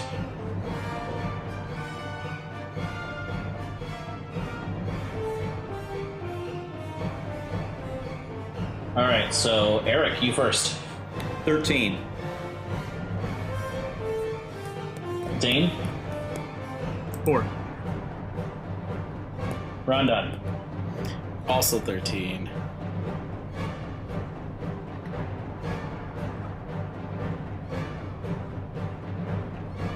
All right, so at the top of this, Dane. Let's see, who's got the eye? I do. Eric. All right, Eric. So you see that from the hallway. Sorry, I'll turn this down. That from the hallway here, they are all kind of piled on top of each other. But due to the limitations of this, I just have to like put them off to the side. But this horribly small, just as you had predicted before, like multi-limbed kind of spider humanoid with these yellow eyes, this black, almost frizzy, spiky hair. These tiny daggers in hand, and this humanoid jaw, but a spider-like pincer in the front, or like an insectoid-like pincer in the front, just runs at you, just scrambling forward. Let's see, 5, 10, 15, 20, 25, 30. So it's gonna have to dash to get to you. Okay.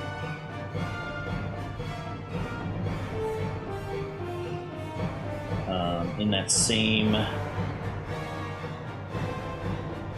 sense, this one runs to you, Dane. The second one charges forth from the tunnel. Actually, it would burn its dash to get there. And the next one moves up to you, Rondon. And the fourth one, they all went before you guys.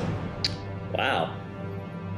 And then the fourth one uses its action to dash, and it's on the wall right next to you, Rondon. So I'll just put it like, I'll put it right there. All right.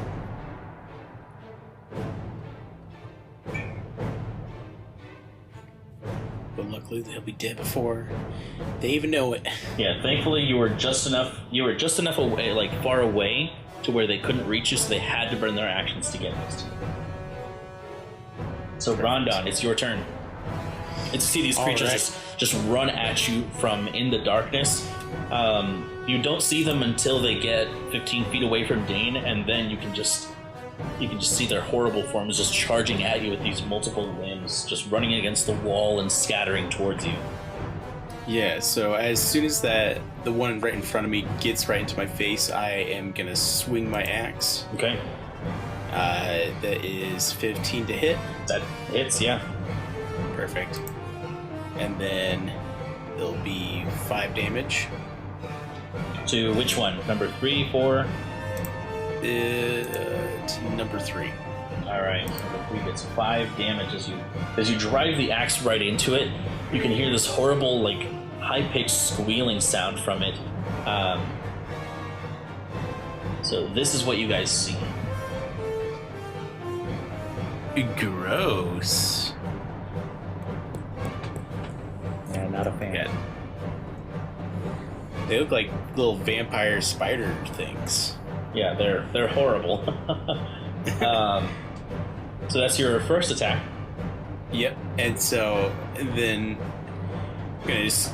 I forgot. I have 2 attacks. With the attack. Level 5. Yes. This is your first combat since then. Yeah. Well, real combat, I should say. Yikes. Second attack, a natural 1. Oof. But then I'm gonna unarmed strike him for 18 to hit, so an automatic 4 damage. Don't you crit on a 18? I do. You're right. So 8 damage. So then I'll redeem my bad luck card with you. So you automatically missed that last one. Okay, I'll take it. So that I can cross off yours. All right, Eric, it's your turn. As you see Rondon getting swarmed with these horrible creatures that you know as chitines. Yeah, okay, so I'm going to reach down to pull out my dagger, but as I pull it out, it's actually, instead of the dagger that I expect to see, it's like I'm actually gathering the darkness that is all around us, and it comes up in a blade form. This has never happened before, but I love it. And whoom, whoom, whoom, whoom, whoom, whoom.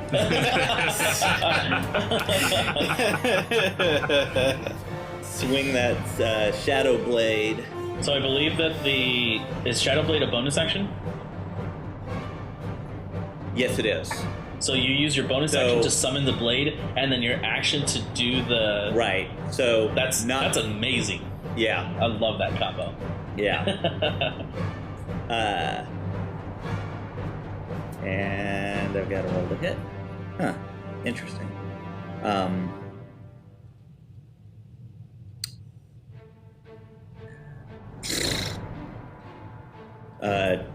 9. 9 unfortunately does not hit. So as you swing, I mean, this is the first time that you use this weapon, so it's a little clunky. You're not used to like the weightlessness of it. This ethereal sword, you expect there to be some kind of weight like with your dagger, and you swing a little too wide, and as you strike the wall, there's no like clang. It just disperses and then comes back together. Yeah, cool. So unfortunately, that's your turn there. From in the darkness, you actually see in the hallway this horrible, what looks like a larger sized version of this, though it has no hair. Instead, it has these 8 eyes that glow from in the darkness as you're holding up the eye of Aragoth, Eric. And you see this horrible bulbous, what is it, the thorax? Abdomen? Like the butt part? Yeah. I don't know anatomy. Abdomen's the middle part. So thorax then. Sounds right. Sure. Correct me if I'm wrong. We'll bleep it out. This is huge. Let us know in the reviews. With So these, yeah, I'll relay that to my friends here. you can use a reaction to relay that. Okay. Speak out of turn.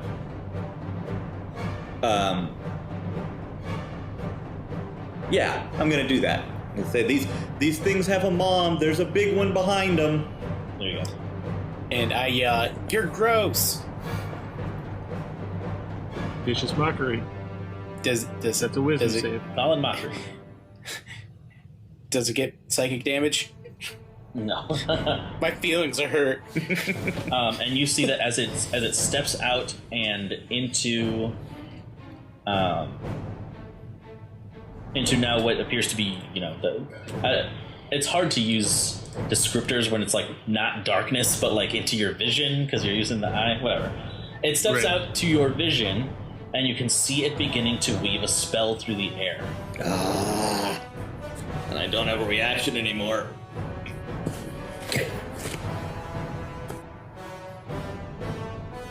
And it'll target you, Rondon. So as it begins to weave the spell through the air, you, Eric, you see this like trail of darkness, this black just spell beginning to form itself in the air, and as it reaches its hands out, this shadow just begins to travel and it impacts you, Rondon. I need a wisdom saving throw from you. Oh, great. Not the wisest. What are you, a wise guy? I wish. 10?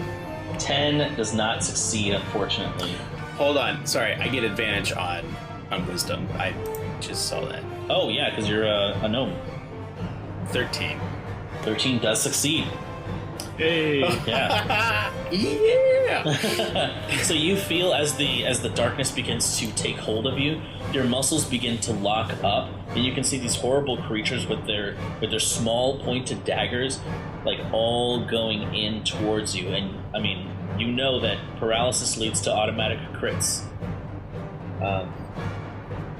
So you shrug the magic off as this creature curses in a language you don't understand.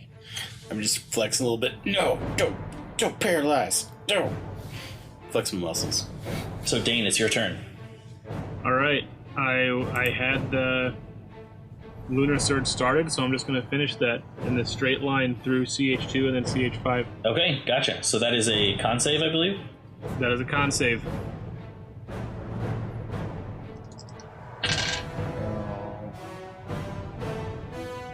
One from the very back rolls a 17. It rolled pretty good. Okay. And the one right in front of you is number 2. Yes. 12. So, I guess there's no moon, right? The moon is not in the sky. Correct. You're not. Yeah. What the wording means is that if you're outside and there's a moon out. It just says if the moon is present in the sky. Yeah. As intended, no. Okay. So then 2 takes 9 damage, radiant damage, and then 5 takes 4. Radiant damage. And as you send the lunar surge out, you can see that the darkness is cut. So in my head, it's like it's the first Avengers movie with Loki's scepter, and he like shoots the beam out of the scepter. Sure. That's basically like when I was like describing. That's what I had in my head. It's kind of like the Sure. shooting out the end of the staff. And as that's happening, I'm weighing an option real quick. And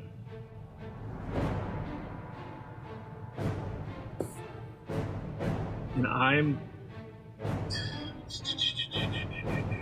going to use a wild shape.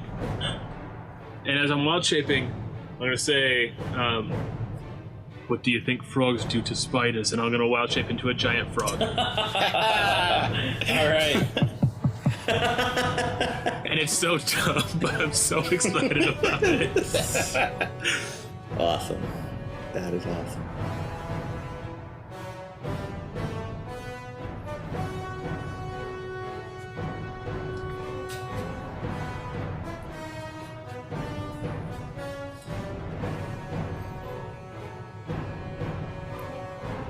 That Dane Dane frog. frog. Love it. Giant frogs are medium beasts. Oh, never mind then. Bobby. Oh my god! That's not the right size. There we go. Oh, don't want Eric that big. Isn't this just a mess? I'm swole. Right. This I fucking feel like a brick wall. this fucking thing. It's the worst. There we go. All right. Oh Jesus! Now you're long.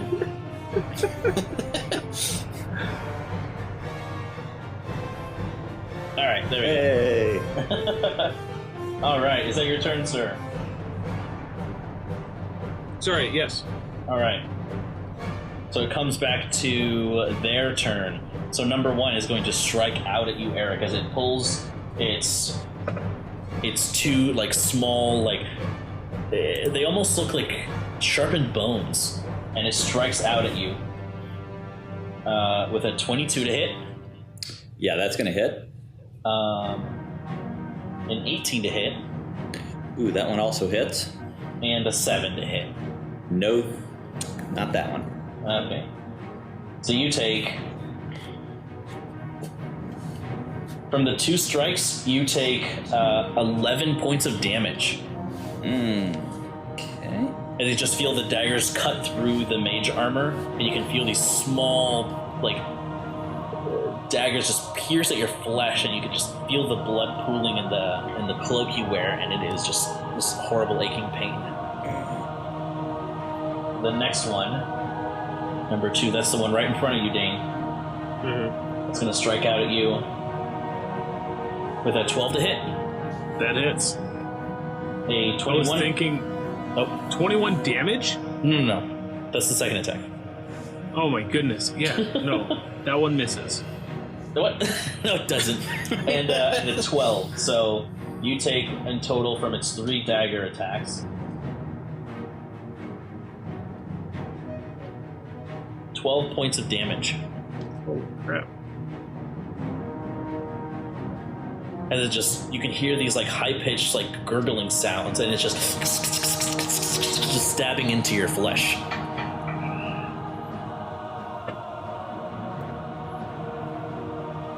After that, number 4 is going to get a swing at you, Rondon. That is a 19 to hit, Just misses. Yeah. a 15 to hit, Hits. and a natural 1. Wow, that hits. So bad. So you take 8 points of damage from its 2 dagger strikes. Just stabbing into you. All right. Ouchie. Number 3, the one that's right next to it, is going to attack you too with a natural 20, Yikes. a 23, and a 6. All but the 6. Okay. So from the nat 20, you take 6 points of damage plus 5, so that's 11 points of piercing damage total. Yikes. Alright. Okay. So you're just being assaulted by these things, just hit after hit after hit as it comes to your turn. Alrighty, so I am gonna swing on 2, who's right, or sorry, 3, who's right in front of me, and my battle axe.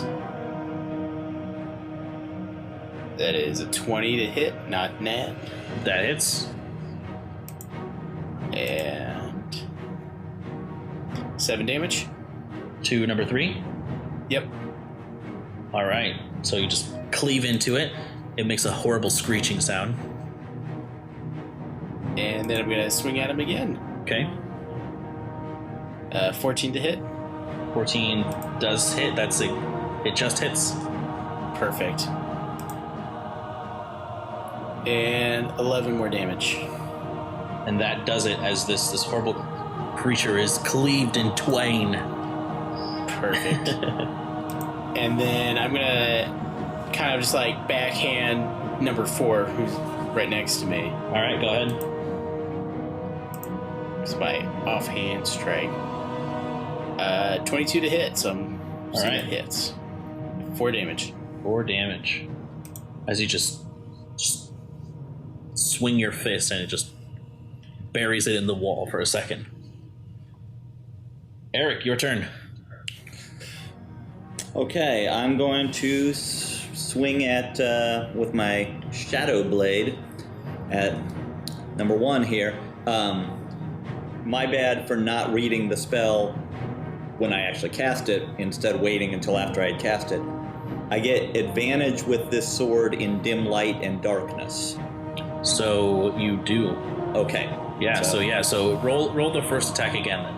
We don't need to retcon it. That's fine. Are you sure? Yeah. All right. Just take the day. What are you doing, man? This is your benevolent dungeon master giving you an out. 22. 22 definitely hits. It's gonna take like 1,000,000 damage. Just Yeah, watch. it is. Yeah, it is. It takes. What are these rolls? 7, 3d8, and it took 7 damage. Yikes. Ooh, that stinks. Yeah. Psychic damage. Okay. And then your booming energy as well. Yes, yes. Well, so what that does is. It's a D8 and then another D8, isn't it? If it moves. At 5th late level. Level.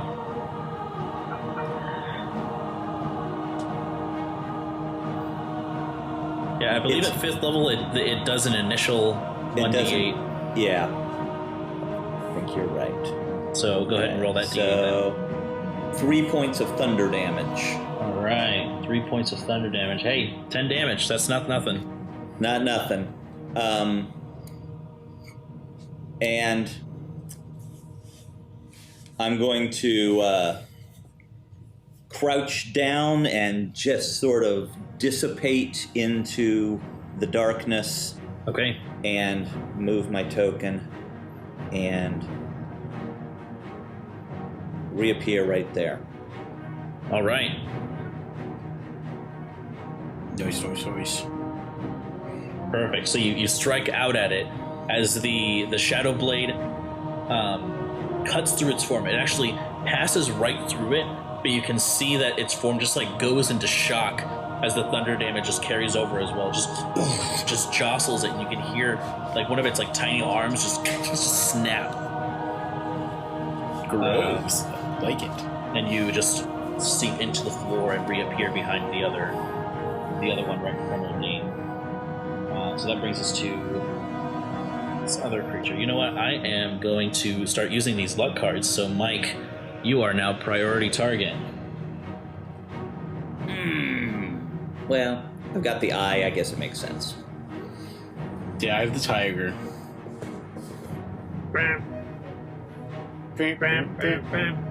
So it's going to try again because it does have some spell slots. So it's going to try. It once again begins to weave a spell through the air, and as it sticks its hands forward, the darkness goes once more, but this time to you. So make a wisdom saving throw for me. Is it being frightened by any chance? Because I have advantage on that. Is it being frightened? No. No, is the effect being? Ah, Am I saving versus being frightened? 7. 7. That doesn't cut it, my friend. So you are paralyzed as the spell goes right. It just locks your body up. Lock your body.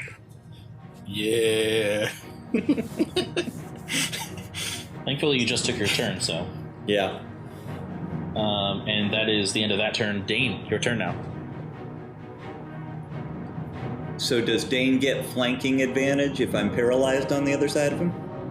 No, because you're not a harrowing creature.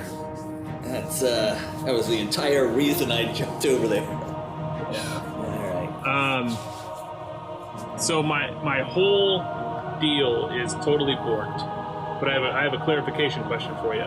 Based on the Apexis Flora. It says, hey, you have access to these things, including that Lunar Surge, and then it says you can use these while you're wild shaped. Yep. Does that include the Lunar Surge cantrip? Correct. Okay. I know we talked before that there was like a hard no on spellcasting. So Nope. this is an exception to that. Correct. Apexis Flora is, it's an artifact for a reason. Sure. Okay.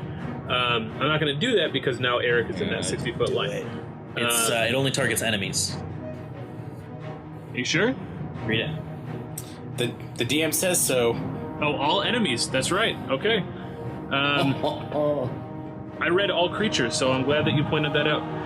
So, for flavor, with my I'm going to open my frog mouth and use my frog tongue, but it's instead of the tongue, it's the lunar surge. I'm going to cast that again. I'm going to swallow the thing, but Sure. That's the noise it makes now, canonically. Real quick, for the millennials, and possibly Eric, if you understand the meme, it reminds me of the Shoop to Whoop meme from oh my gosh, 10 years ago. Yeah. Cell with the laser coming out of his mouth. Yeah. I'm a fire in my laser. Oh god, that's Anyways. All right. a throwback. So, Constitution saving throws from... 2 and 5. Okay, so 2 is a 16. I'm rolling really well. Just to let you know, they have a +1 to Constitution, so... Dang. All right. So, and the other one at the end of the hallway rolls an 18. Wow. All right. So they both succeed. Yeah, I'm rolling really well tonight. So they both take 5 radiant damage. Halved. 5 is the halved number. Okay. Yeah, if you want to stop rolling well, Brandon, that'd be great. Maybe I'll start rolling my Rose Quartz ones instead of the automated roll ones. So that is your action. Yeah.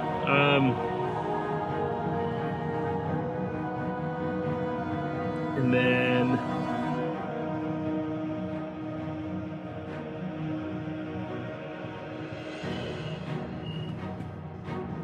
Sorry. It doesn't keep up the right thing if I leave the extras page. So I had to find it again. Reddit-do.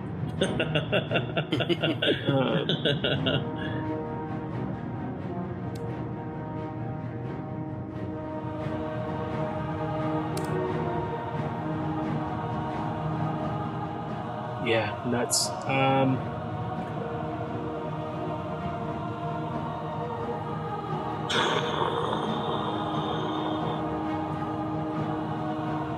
mean, I have movement, but nothing that I think is going to help. I don't really have any bonus actions other than a wild shape or Dane shaping, so. Right, Yeah, you could heal that's- your form with a bonus action. Will cost you a spell slot. What? Yeah. Combat Wild Shape, you can use a bonus action to heal 1d8, but it expends a spell slot. Really? Yeah. So if you use a first level spell slot, it's 1d8. If you use a second level spell slot, it's 2d8. Alright, that's good to know. I'm not going to this time, but that's good to know. Thank you. So yeah, I'm going to pass. Okay. So that brings us to number 1. It is going to move. And your priority target. Does it take thunder damage? Yes. So it's 2d8, or is it still 1d8? I think it's still 1. Let me double check that. I think it upgrades. Oh, yeah, no, it upgrades. It's 2d8. That's bomb. Goddamn. Yeah. 16. There's a chance that it'll just explode right now. 8.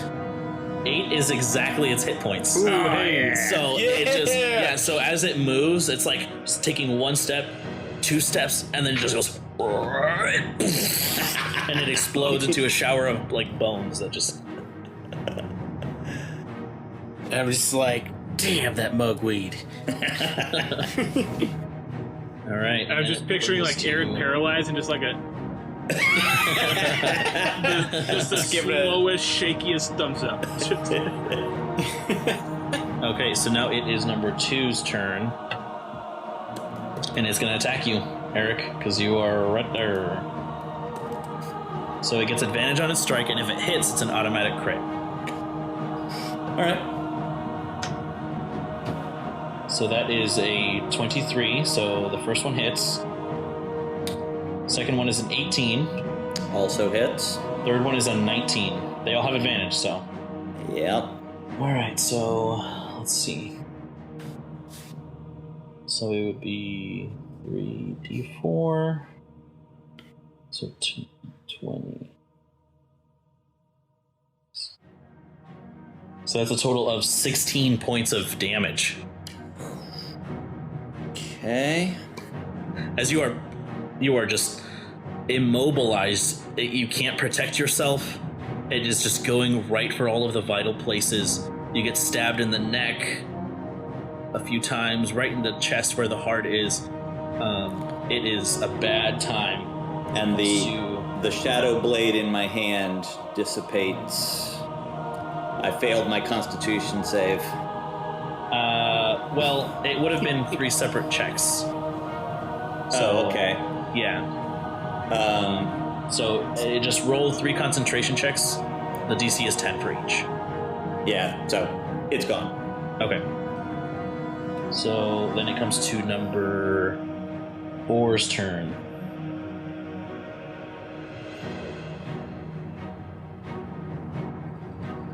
It is going to move away from you, Rondon.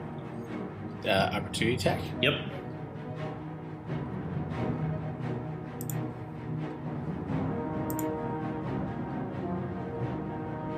$11. 11 does not hit. Nope. Yeah, figured. Yeah, so it's gonna get its attacks on you, Eric. This is the worst card to get. So that is a 23 for the first one. Yep. 11 on the second one. Nope, that one misses. Okay. And 20 for the third one. Yeah. So only 2. Only 2 hits. So that is...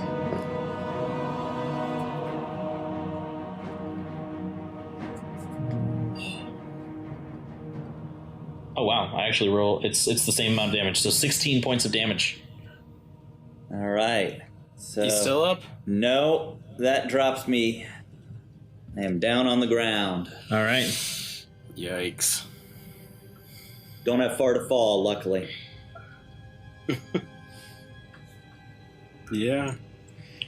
3.5 feet tall. Let me see if that's how you spell unconscious.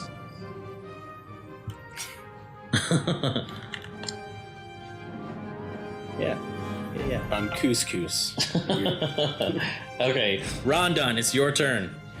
All right. So As you see the creature that you were just attacking rush off, and Eric hits the floor. Yeah, and I'm just like, son of a bitch. And so I move myself right to where he ran off to, and I'm gonna just swing on him. All right, perfect. Go ahead. 11, that misses. 10, that misses, and I'm gonna burn an action surge. Okay. Good call. So,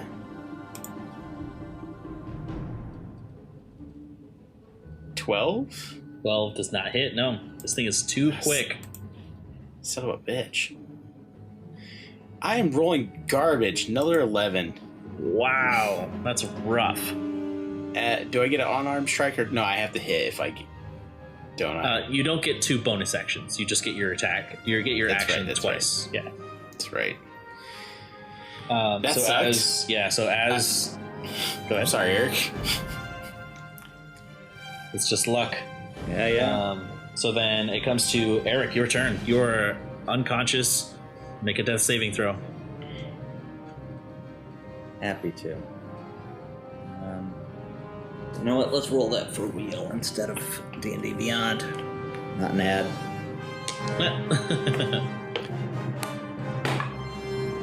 That's a 3. All right, so you fail one death saving throw.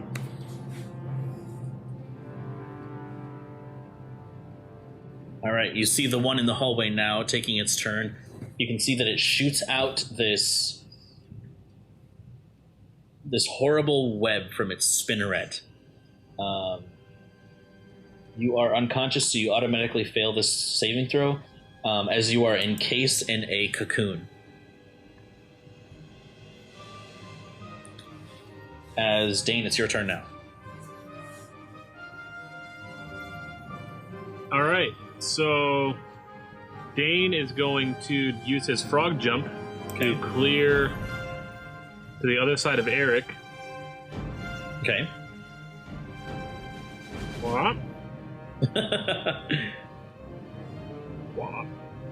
I can't make a good frog noise. Dane is going to Dane shape. Okay.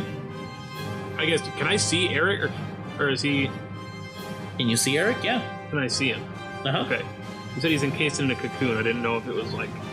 all I Not saw his was whole a silk body. ball. No, not his whole body, no. Okay. He is restrained.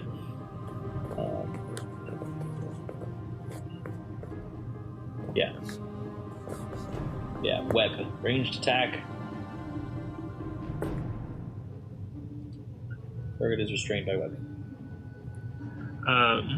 So yeah, I'm going to use my bonus action to Dane shape, and then use Okay. my action to cure wounds on the unconscious Eric. Okay, what level? First level.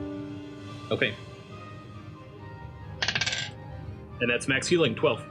there you Nice. go. Boom. Nice.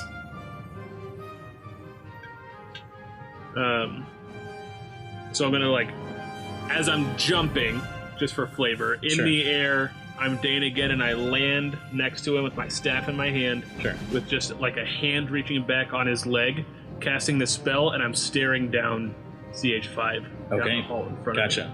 I'm just shaking my head you're gonna get it, you little jerk. Okay, is that your turn? Yeah, that's move, action, and bonus action. So All right.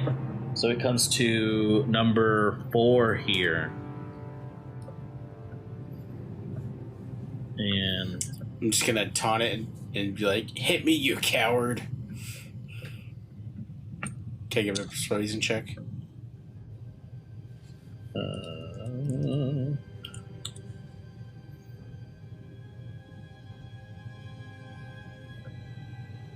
and no, sorry, Rondon. It's got a priority target. All right, I guess. That is a 14. No. Okay. 13 Still no. and 22. There we go. Yeah, that one hits. Okay, so you take 5 points of piercing damage. Okay. And the webs come undone? No.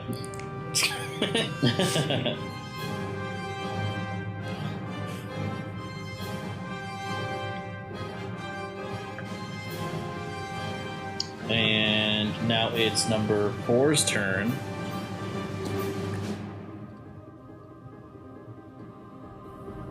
With advantage, that is a 15.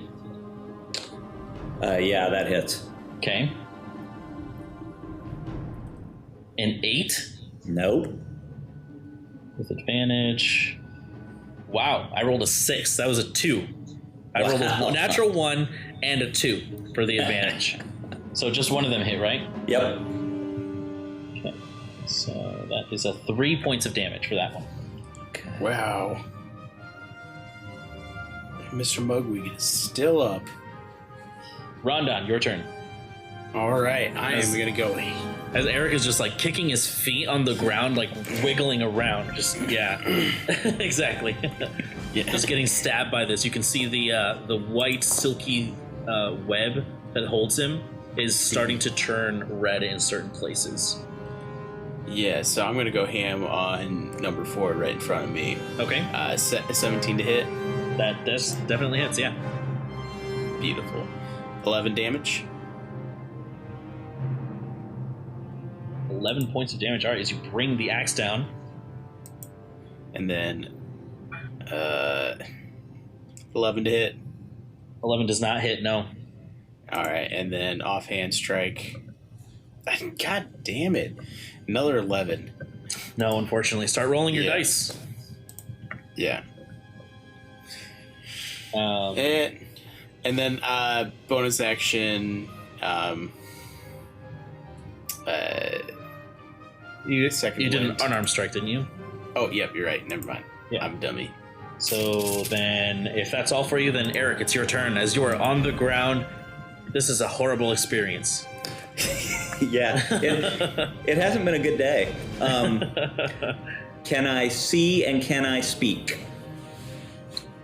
You can do both. Since Dane's right next to you, you can see. You can't. I mean, you don't have arms free to hold the mirror up, however, or the eye. Sorry. Yeah, good point. So 15 foot is the radius around Dane, right? That I can see. So basically, all of them besides the one in the hallway.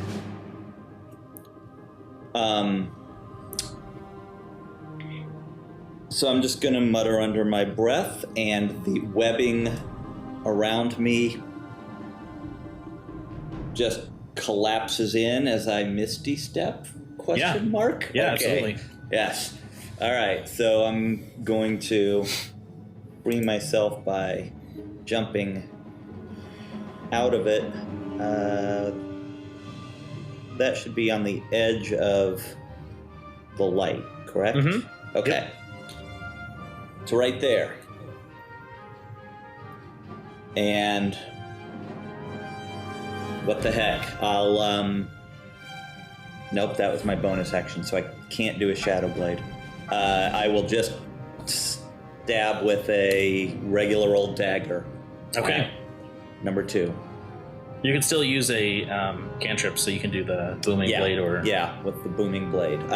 You know what? Not the booming blade. The green flame blade. Okay.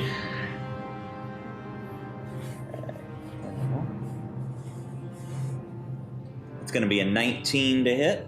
That definitely hits. So number 2 takes 3 piercing damage, Okay. and then get out of the way.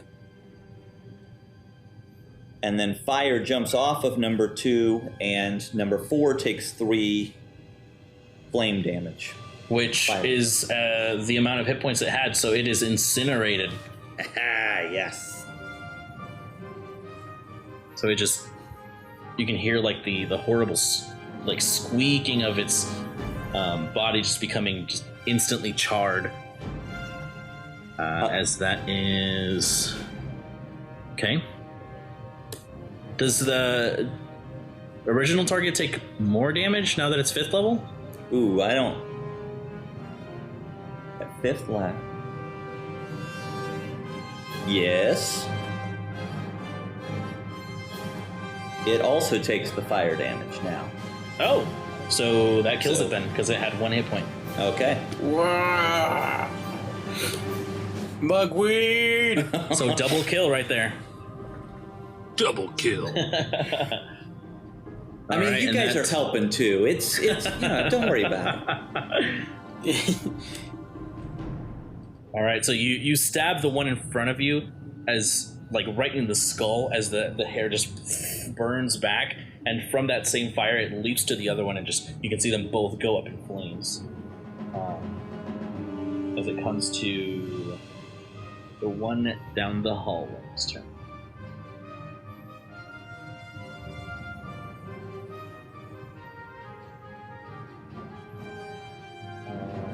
Spell slots to that. It has None. It's all out. Nope, it still has some. So it is going to use spiritual weapon as a bonus action.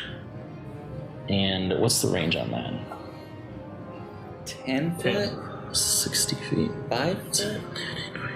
30, 35, 40, 45. Right here, Eric. It's gonna summon a dagger right in front of you. Yeah. Is this a dagger I see before me? That's right. And its attack with it is... This is its last second level spell. So it's a +4 to hit. So let me see. That is a 12. Ooh, miss. All right, so this horrible kind of web, like spiritual dagger, like with loose threads of web hanging from it, appears in the air. It points itself towards you and just spins. It just goes to strike you, and you move out of the way, and it embeds itself on the floor before bringing itself back up.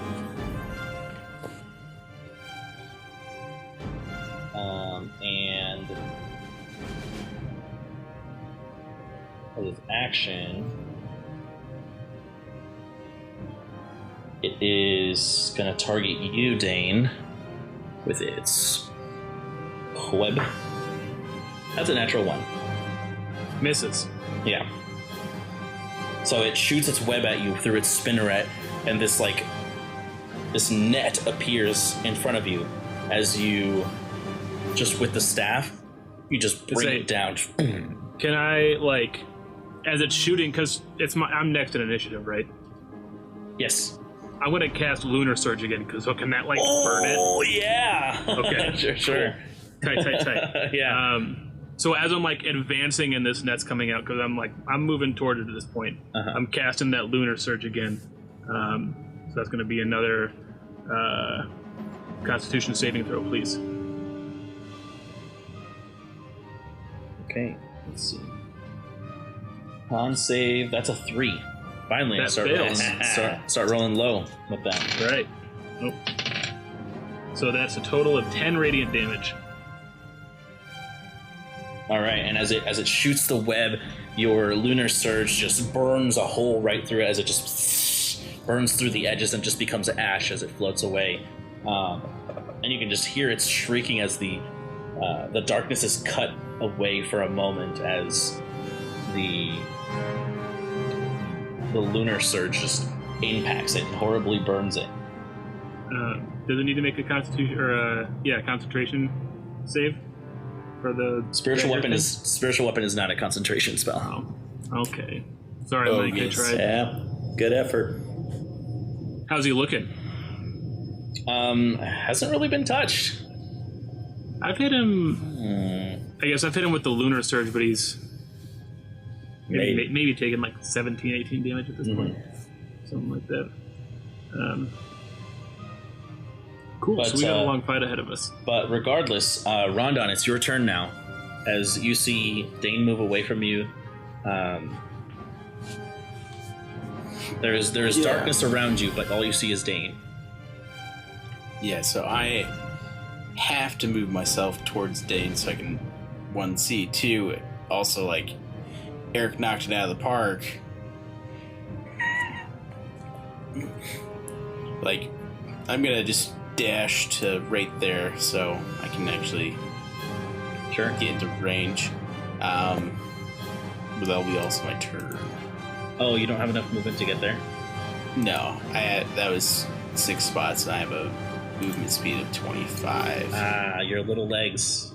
Yeah, my little legs, curse them.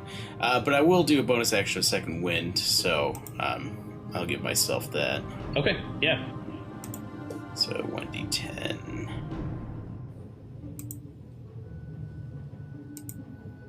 Plus 5, so nice. 15. Boom, there you go. Yeah. All right, Eric. The light has moved away from you, and you quickly reach for the Eye of Aragoth as you pull it up. Okay, yeah, so with the Eye of Aragoth,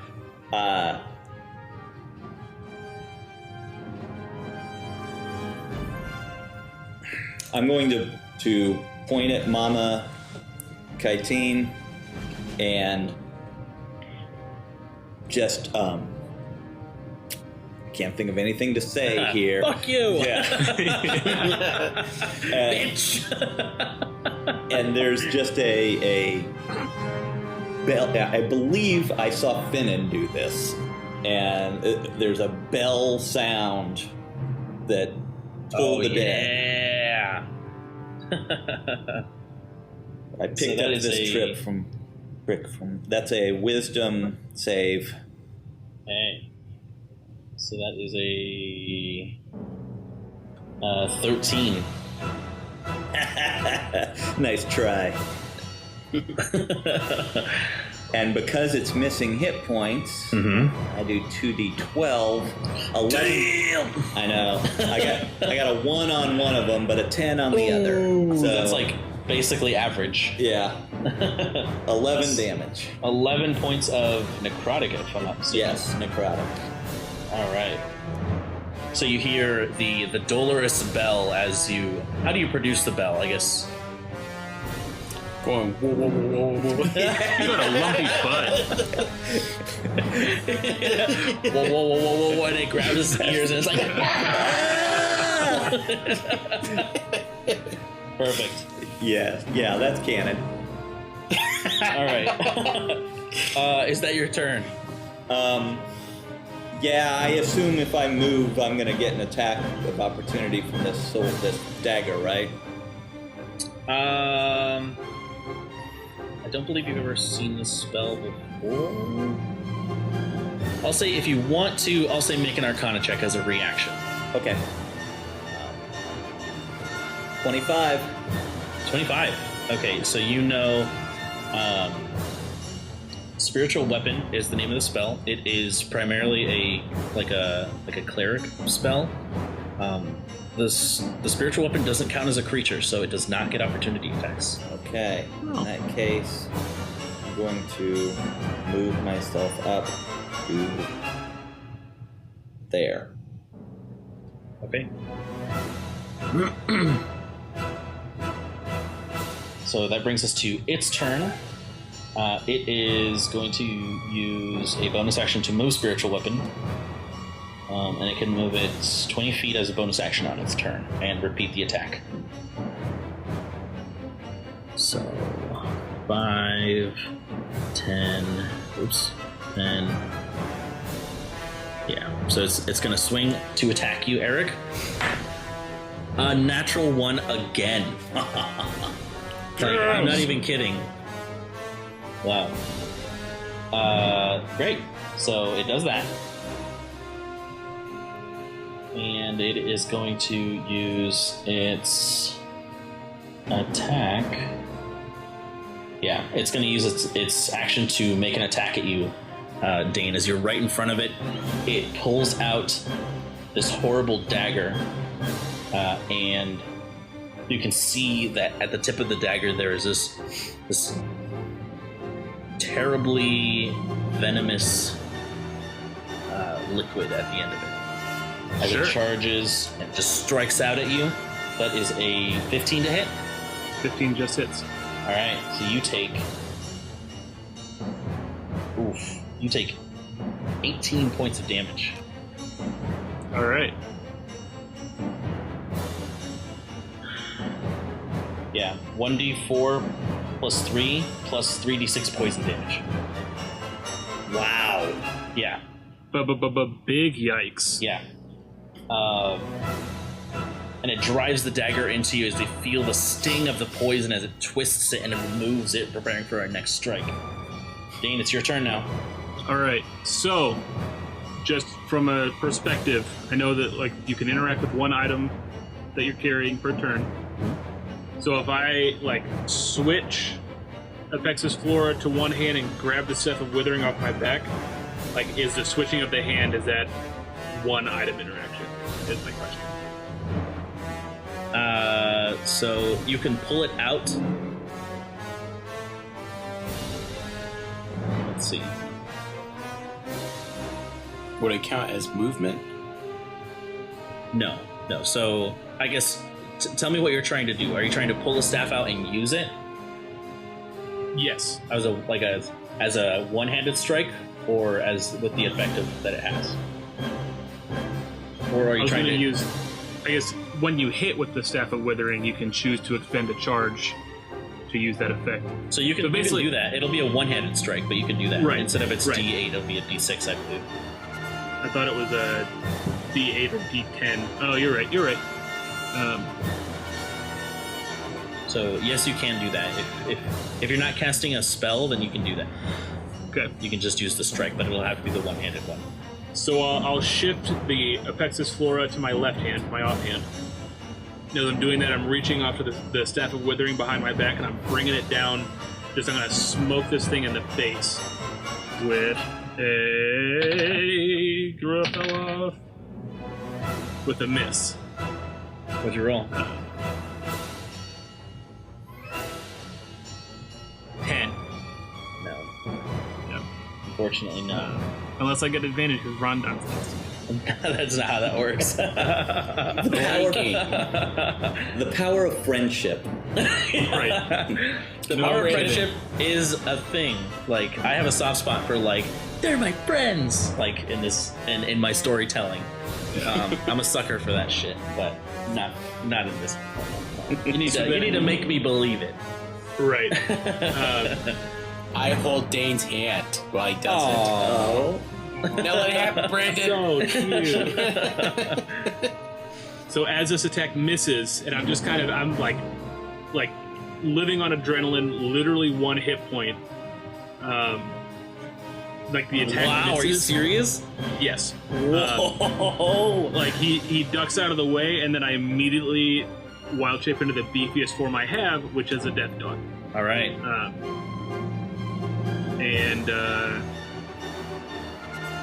I'm not going to move anywhere. Okay, So that's my you just put action your meat for shield the on. attack. Yeah, basically. All right. There you go. Using the training that the Velen gave you.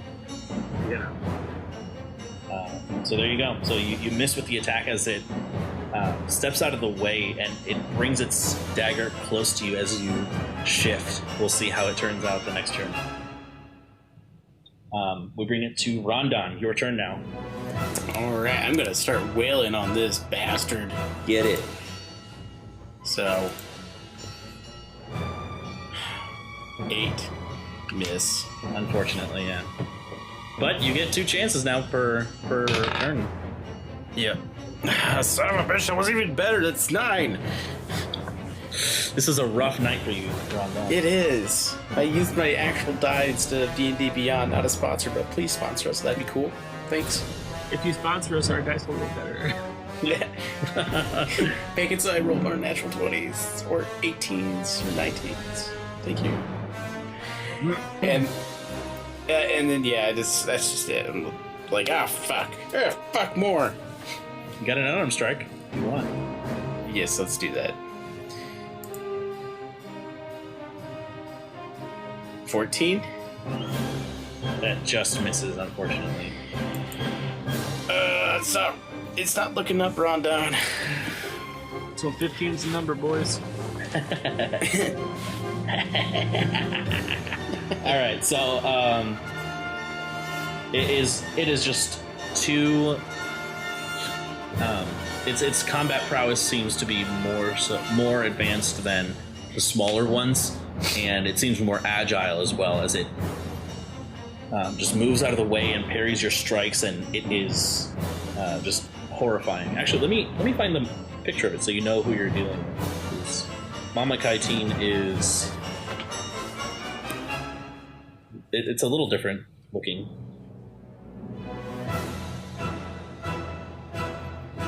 There you go. Oh boy. Yuck. Gross. There we go. All right. So that brings us to Eric. It's your turn. Okay. You got this dagger following you. Yeah. It's like the sword in the stone. You got Higatus Figatus. Okay. I'm going to use all my movement to get as close as I can. So that lets me get up right on the dog's back. And then burn my last spell slot to Misty Step to the other side.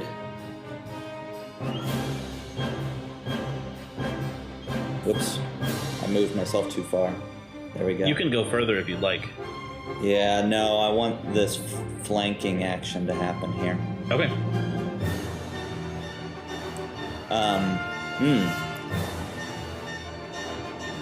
Can I Misty Step onto its back?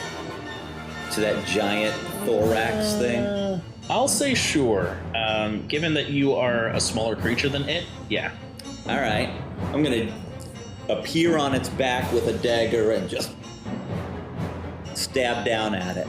With what cantrip are you using this time? Booming Blade. It's not moving, but I'm gonna use Booming Blade anyway, I guess, because... Okay.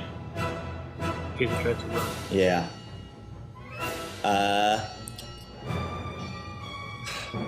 14. 14 does not hit, unfortunately, no. So you go to drive the dagger into its back, and it shifts slightly. The dagger skids across its horrible hide. It seems to scratch the surface, but not enough to actually do any damage as you roll off the back and make an acrobatics check. Did that 14 include advantage for flanking? I didn't do advantage. Oh, there you go. Okay, let me give that another shot then. Let's see if this stuck. The exact same roll. Okay. Okay. Acrobatics. 13. 13. Okay, so I'll say you don't fall prone. You fall off its back, but you land on your feet. Excellent. Okay. Because then, if since you landed on its back, you couldn't hold on to it. You were just going for that strike, so you just rolled off the side of it. It comes to its turn now.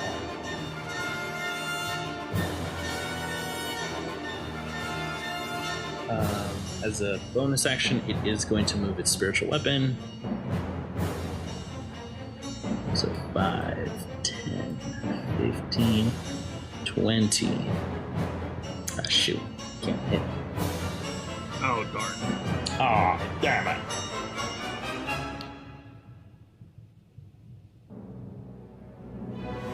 And it is...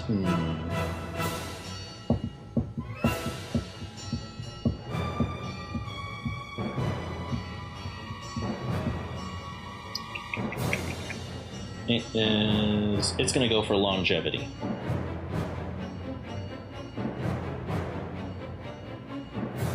So you see it beginning to cast a spell, and you can see that there is this horrible shroud of armor that encases it, and you can see that it becomes more difficult to hit.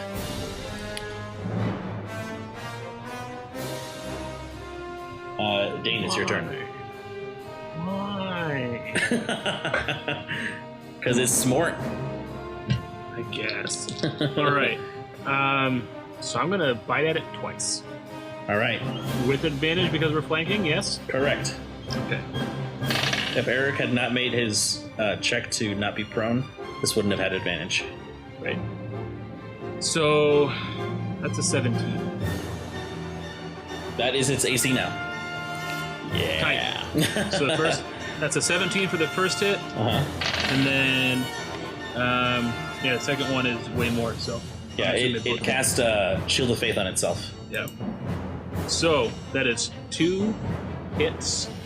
That is 4 plus 2d6, and I need 2 Constitution saving throws. So let's see, Constitution 11 and 14. First one failed, so it's poisoned. There you go. All right. And does it have- it takes 8 So- piercing damage. So give me the damage of the first one first. Or wait, it's 8 for both of them together? Yeah, it's 1d6 plus 2, and I rolled 2 2s. Gotcha. So let me make 2 Constitution saving throws to see if it maintains concentration. It does not, so it loses Shield of Faith. Oh, yeah. Yeah. The second one would have hit even easier anyway. Tight. The second one And was it- the one that it failed to roll on. Oh, sure. And as I'm like snapping at it, and like I'm watching this armor like kind of dissolving in like whatever arcane, like I'm imagining there's like that like scroll burning effect. It's Sure, like a thing yeah, they use yeah, on yeah. like TVs and or like TV shows and like fade to the next scene. That's what I'm picturing the armor looking like. And then just both of these death dog heads just grin, and it's nasty. All right. As I it hate this shit, as it but holds it's so its like nice. as it holds its side with one of its arms, you can see that it's being affected by the poison. It seems to be. What was the total damage on it? 8, right? 8 points total, yes. Okay. Cool. It does seem to not be looking too well now that that was a good turn. You both made it Yeah. lose concentration and poisoned it. I'm not gonna do anything except this death dog anymore. Like, looking back, that giant frog had like cool flavor. I'm gonna eat some spiders. That was such a Well, not waste. just that. It was like the beam from its mouth. Yeah. Yeah, but I could have done that as Dane. Like I didn't have to burn a wild shape. That You should dog start actually- shooting it's beams just- from your mouth It's more often. such a good shape. Yeah. So Rondon, it's your turn now. All right. Do I get advantage on it? You do not, because it's not exactly opposite. But it's in a hallway that it can't. It would have to go over us. No. Sorry. Ah. Okay. All right. I'm gonna start wailing on it with my axe and like, die, son of a bitch. Another 11. Why am I rolling 11s? I rolled the dice, landed on 11, but it's 17 to hit.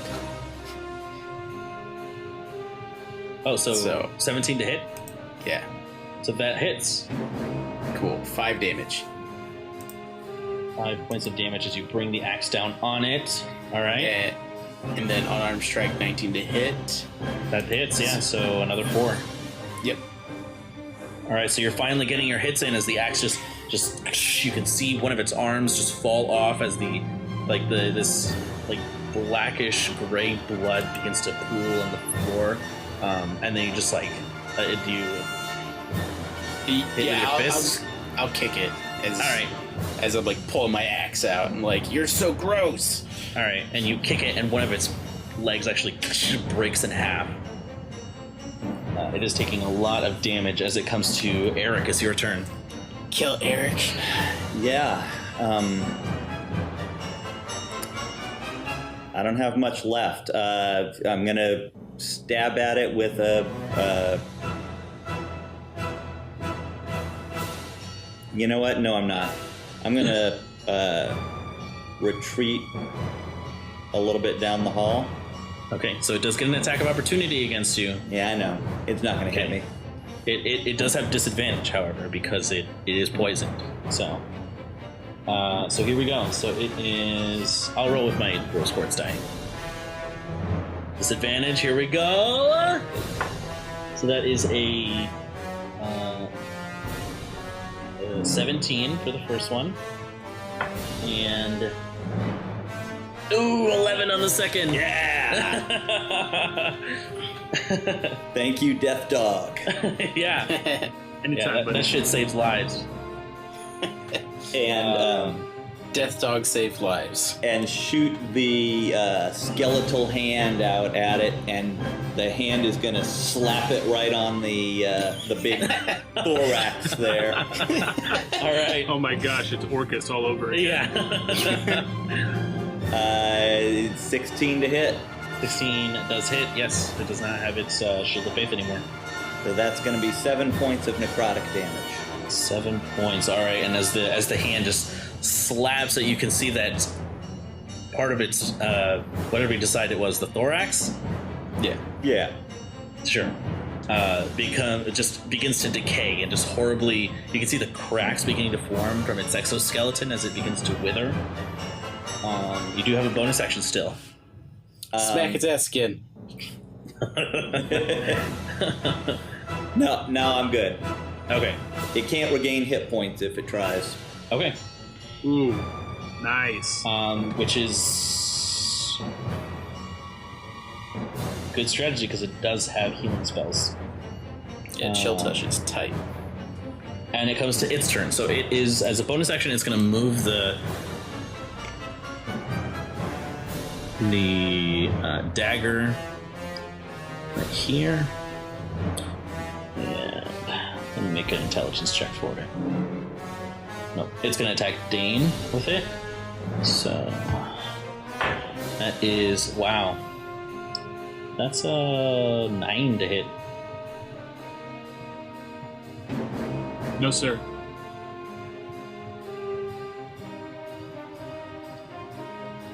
And it is going to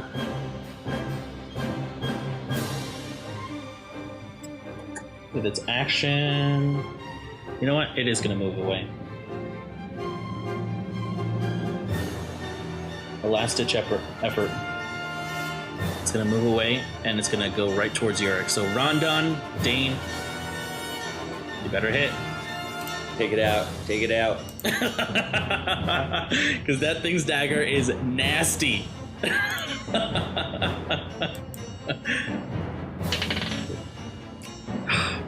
Parts. What's the I title? don't have advantage anymore because it's. Correct. I got a 14, but Ooh! Natural 20! Yeah! What's that number? This is gonna All right. matter. 11 for the first one. And You don't get 2 attacks. It's just 1.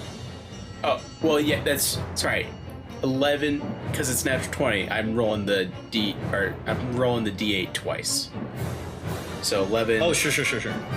So total of 16 damage. 16 damage. So it had 12 hit points. So how do you want to do this, Rondon? As it's turning around to flee, I'm gonna smack its ass again. what is with this group?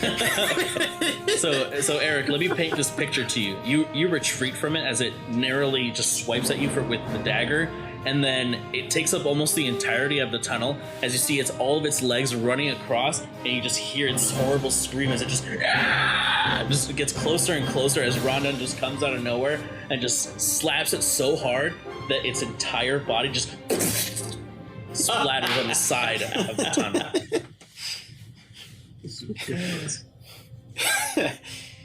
My hand hurts now. Rondon. Swatting the bugs. Yeah. With plenty of help from you guys. Anyone got some ice for my hand? This thing better be worth it. With the mind link. I sure hope so I'll say to too. Eric, if Lancaster wanted it, it's good that we got it instead of him.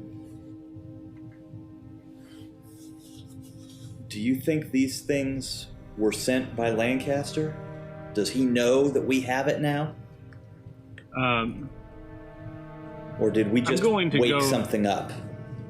Is that stone sarcophagus? Is that still sealed? I think You're Eric heading back broke there. concentration for that. They have web walking.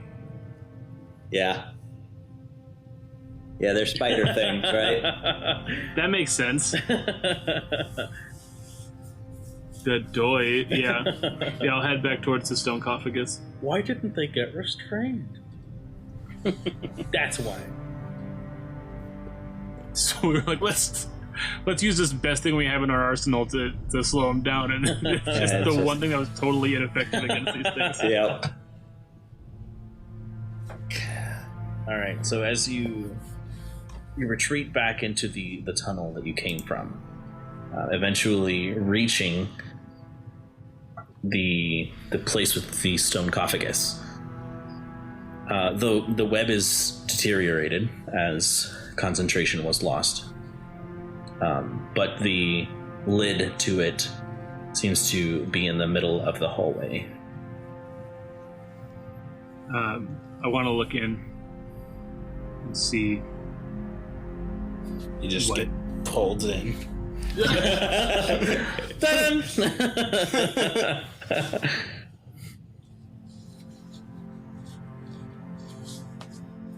Just give me 1 second here. Sure.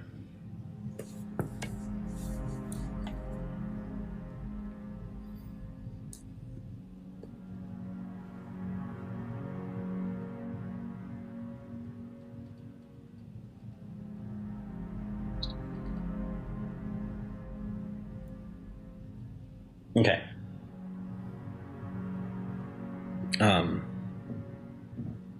So you look inside. What is immediately apparent is a corpse, long since decayed. It is dried and it is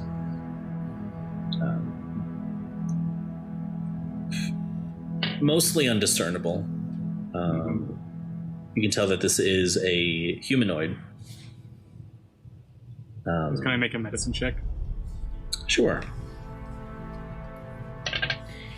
20 total. 20 total. This is actually a drow.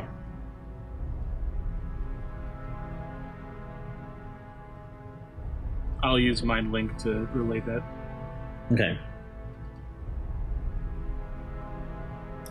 All right.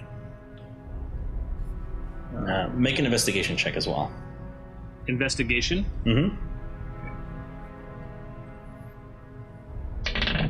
Oh, crap. 6. I was ready for perception. I'm good at perception. Yes. Oh, you can't take a bad luck card, Tyler. You still have one. Still have one. Yeah. Okay. I guess as Dane says it's dry, I'm gonna walk up to the sarcophagus and also take a gander and investigate. No. I'll I might be say trying to. if you want to take a bad luck card, I'll let you do it. 'Cause- Yes. Okay. Here we go. Because skill dogpiling is not really fair. Yeah. Yeah, I figured that much should be some fuckery. Okay, so you look inside. You feel something be stolen from you. Some piece of your essence taken. Yeah, that weird feeling again. And as you look inside, there is something very interesting that Dane missed. Dane, how could you miss this? It appears to. So the creature inside appears to be fully clothed with normal attire. However, the boots themselves seem to have some sort of arcane look to them. Well, these seem to be some real nice boots. Mr. Mugweed, you were really skillful at helping Dane figure out what his staff did. Mind lending me a hand over here with these boots? I can take a look. Doing what I did with his staff takes several minutes, and this probably isn't the place to do them. We could take the boots upstairs and do this somewhere else, but let me take a look. Yeah, let's do that. Right now, I'm just doing an Arcana check is all. Okay, go ahead. 15. Okay. They are definitely magical. They look to be an attuned item. And they have a design similar to the one on your wand. Oh, really? Okay. Tyler.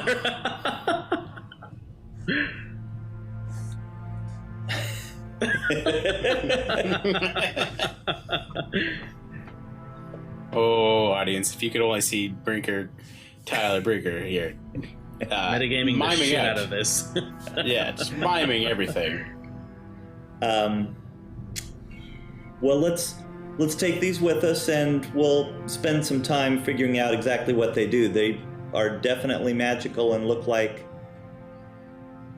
they could be powerful. Can you cast that ritual spell while you're riding on my back? Ooh. Ritual casting takes concentration. So he could, but he'll have to roll. Yeah, We've got to get to Darvington Yes. with the brain. Yes, absolutely. Since I have two faces, can I mind link with two people at the same time? No.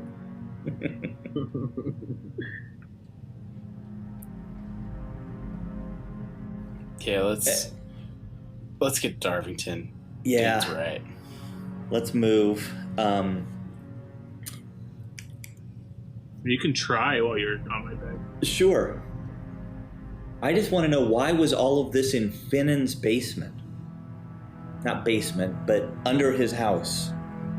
Who is he? Yeah, it's a really good question.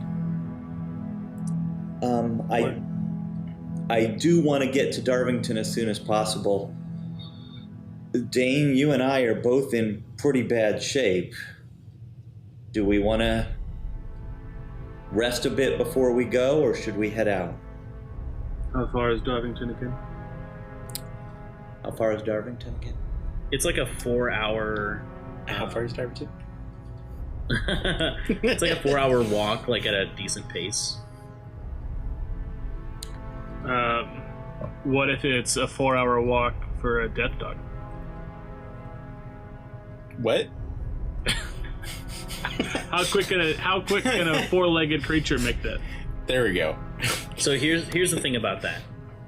We're talking about like regular walking. If you're going to use like your sprinting, you can only sprint for a certain amount of time. Like, sure, you have a higher base walking speed, but if you're going to use like sprinting, that'll only last you a couple turns. Which is what your combat speed is. They're described in the player's handbook as short bursts of speed. Right. So I want to like grab the two short ones by their scruff like a dog with each of my heads and just kind of like trot along. Well, technically you can ride a medium-sized creature because you're both small. let's do that instead of the humiliating way. As Rondon tries to get on my back, I grab him and I carry him like the puppy. Hey, you know I don't like this. You tall folk, and you think you pick on us little ones. I'm sorry, I got triggered.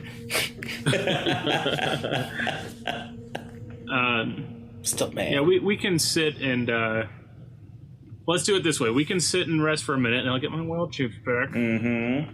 And I can use a faster form. Like a horse. Like a horse.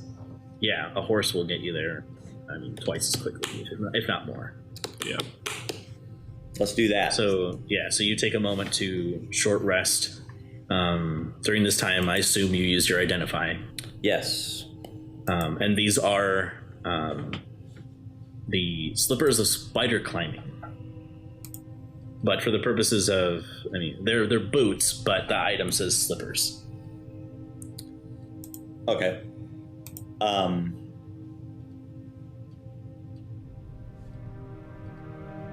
My first thought is, think of Kwanseng's speed running along the ceiling. But Kwanseng's not here, and also think of Rondon's axe coming down from above. Rondon, I think you should take these. Well, Mr. Mogweed, I accept. Thank you. So one quick thing before this happens, this is a mechanic that I am testing out.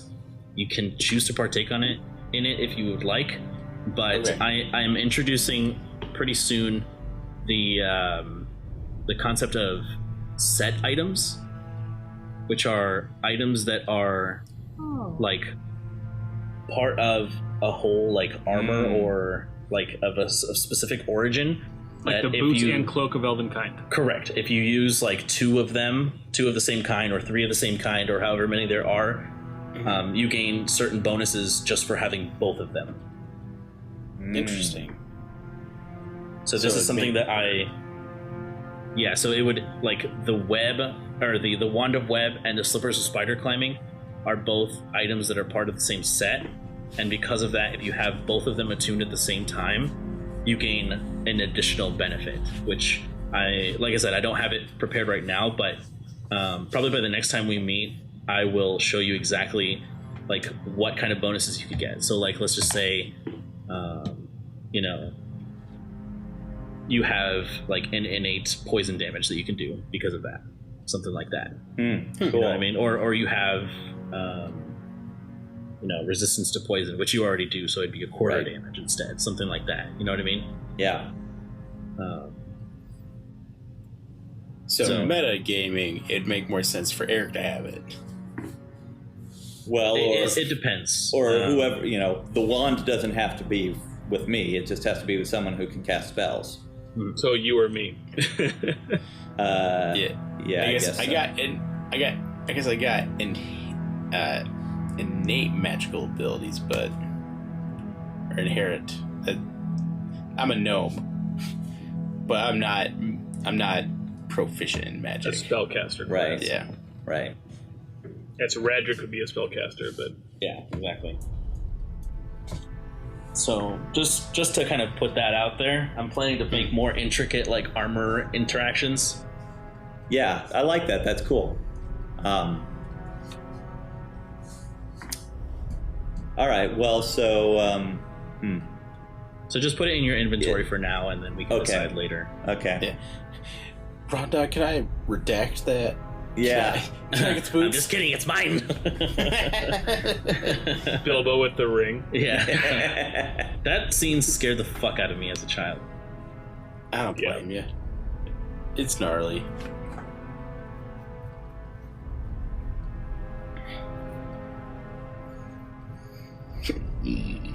Excuse me. Here we go. Slippers. Mhm. I was searching for boots. Slippers. You said that.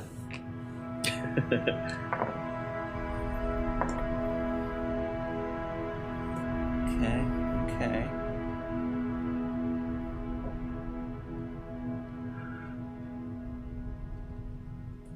But yeah, so eventually you all take the short rest, healing up with hit dice however you need to.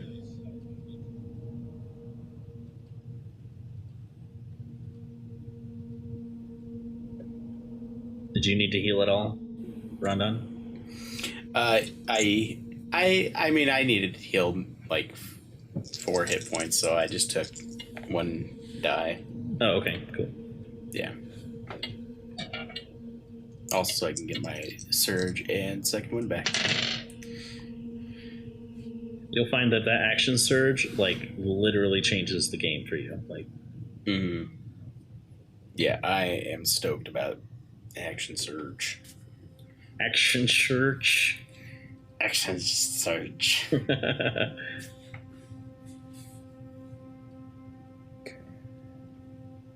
Got it, Mike? Yeah. So when I do the short rest, it doesn't roll the hit dice for me. I have to roll those manually. Yeah. Okay. And do I add my con bonus to each one? I'm using 3 Correct. dice. Yep. Okay. Wait, really? Yeah. Oh, I guess I don't have a con bonus, so that's why it doesn't matter. You guys are getting con bonuses? Yeah, basically. That one. I really want to get my charisma up, but I gotta freaking work on that constitution. Wisma and Charisdom? Wisma and charisma. Okay. I'm not super healthy, but I'm much better than I was. Cool. All right. So as you recover these, your hit points, kind of bandage yourself up as you need to and recover your abilities. Dane, you shift into a... I'm looking. So Dolphin has a 60 feet of swimming. Don't think that's going to help us. An elk has 50 feet on land. Riding horse has 60 feet. So, also, this is jumping way back. Next level, I get the carrion crawler wild shape. Nice. And that poison paralyzes folks. Oh. Yeah, that is a nasty creature. Yeah. So yes, riding horse will be my wild shape. All no, right. spider. 20 feet. That's not real. That's not real. Riding horse plus long strider. Okay. So Awesome. 10 extra feet of movement. Gotcha. For an hour, I believe, right? Yes. And if we're not there, then I can cast it again at first level. But we got a long rest when we get there. Holy crap. All right. So you all get on Dane's back as you begin to run or take off into the direction of Darvington. With the Eye of Aragoth in hand, you kind of begin to ponder exactly what the hell is going on. And that's what we'll pick up next time. Hey, thanks again for joining us for The Dark Veil. If you like it, we'd love it if you left us a review wherever you listen to your podcast. It's a great way to help out new podcasts. As well, tell your nerdy friends and family. As you may have been hearing, we will be switching to a live stream format, so keep your eyes out on our feed. You can find us on Facebook at Realm Narrative Gaming, or Instagram, TikTok, and Twitter at RNG Presents, or go straight to our website at rngpresents.com. Thanks again, everyone. Take care. Be safe. We'll catch you next week on The Dark Veil. The Dark Veil is a production of RNG Presents and features Mac Anderson as Rondon, Tyler Brinker as Dane, Drew Dolan as Kwanseng, Carla Elfritz as Pip, Mike Lewis as Eric, and the Dungeon Master? That's Brandon Rubio. Our amazing music provided by Aidan Chan, and this episode edited by Carla Elfritz. Thanks for listening. See you next time on The Dark Veil.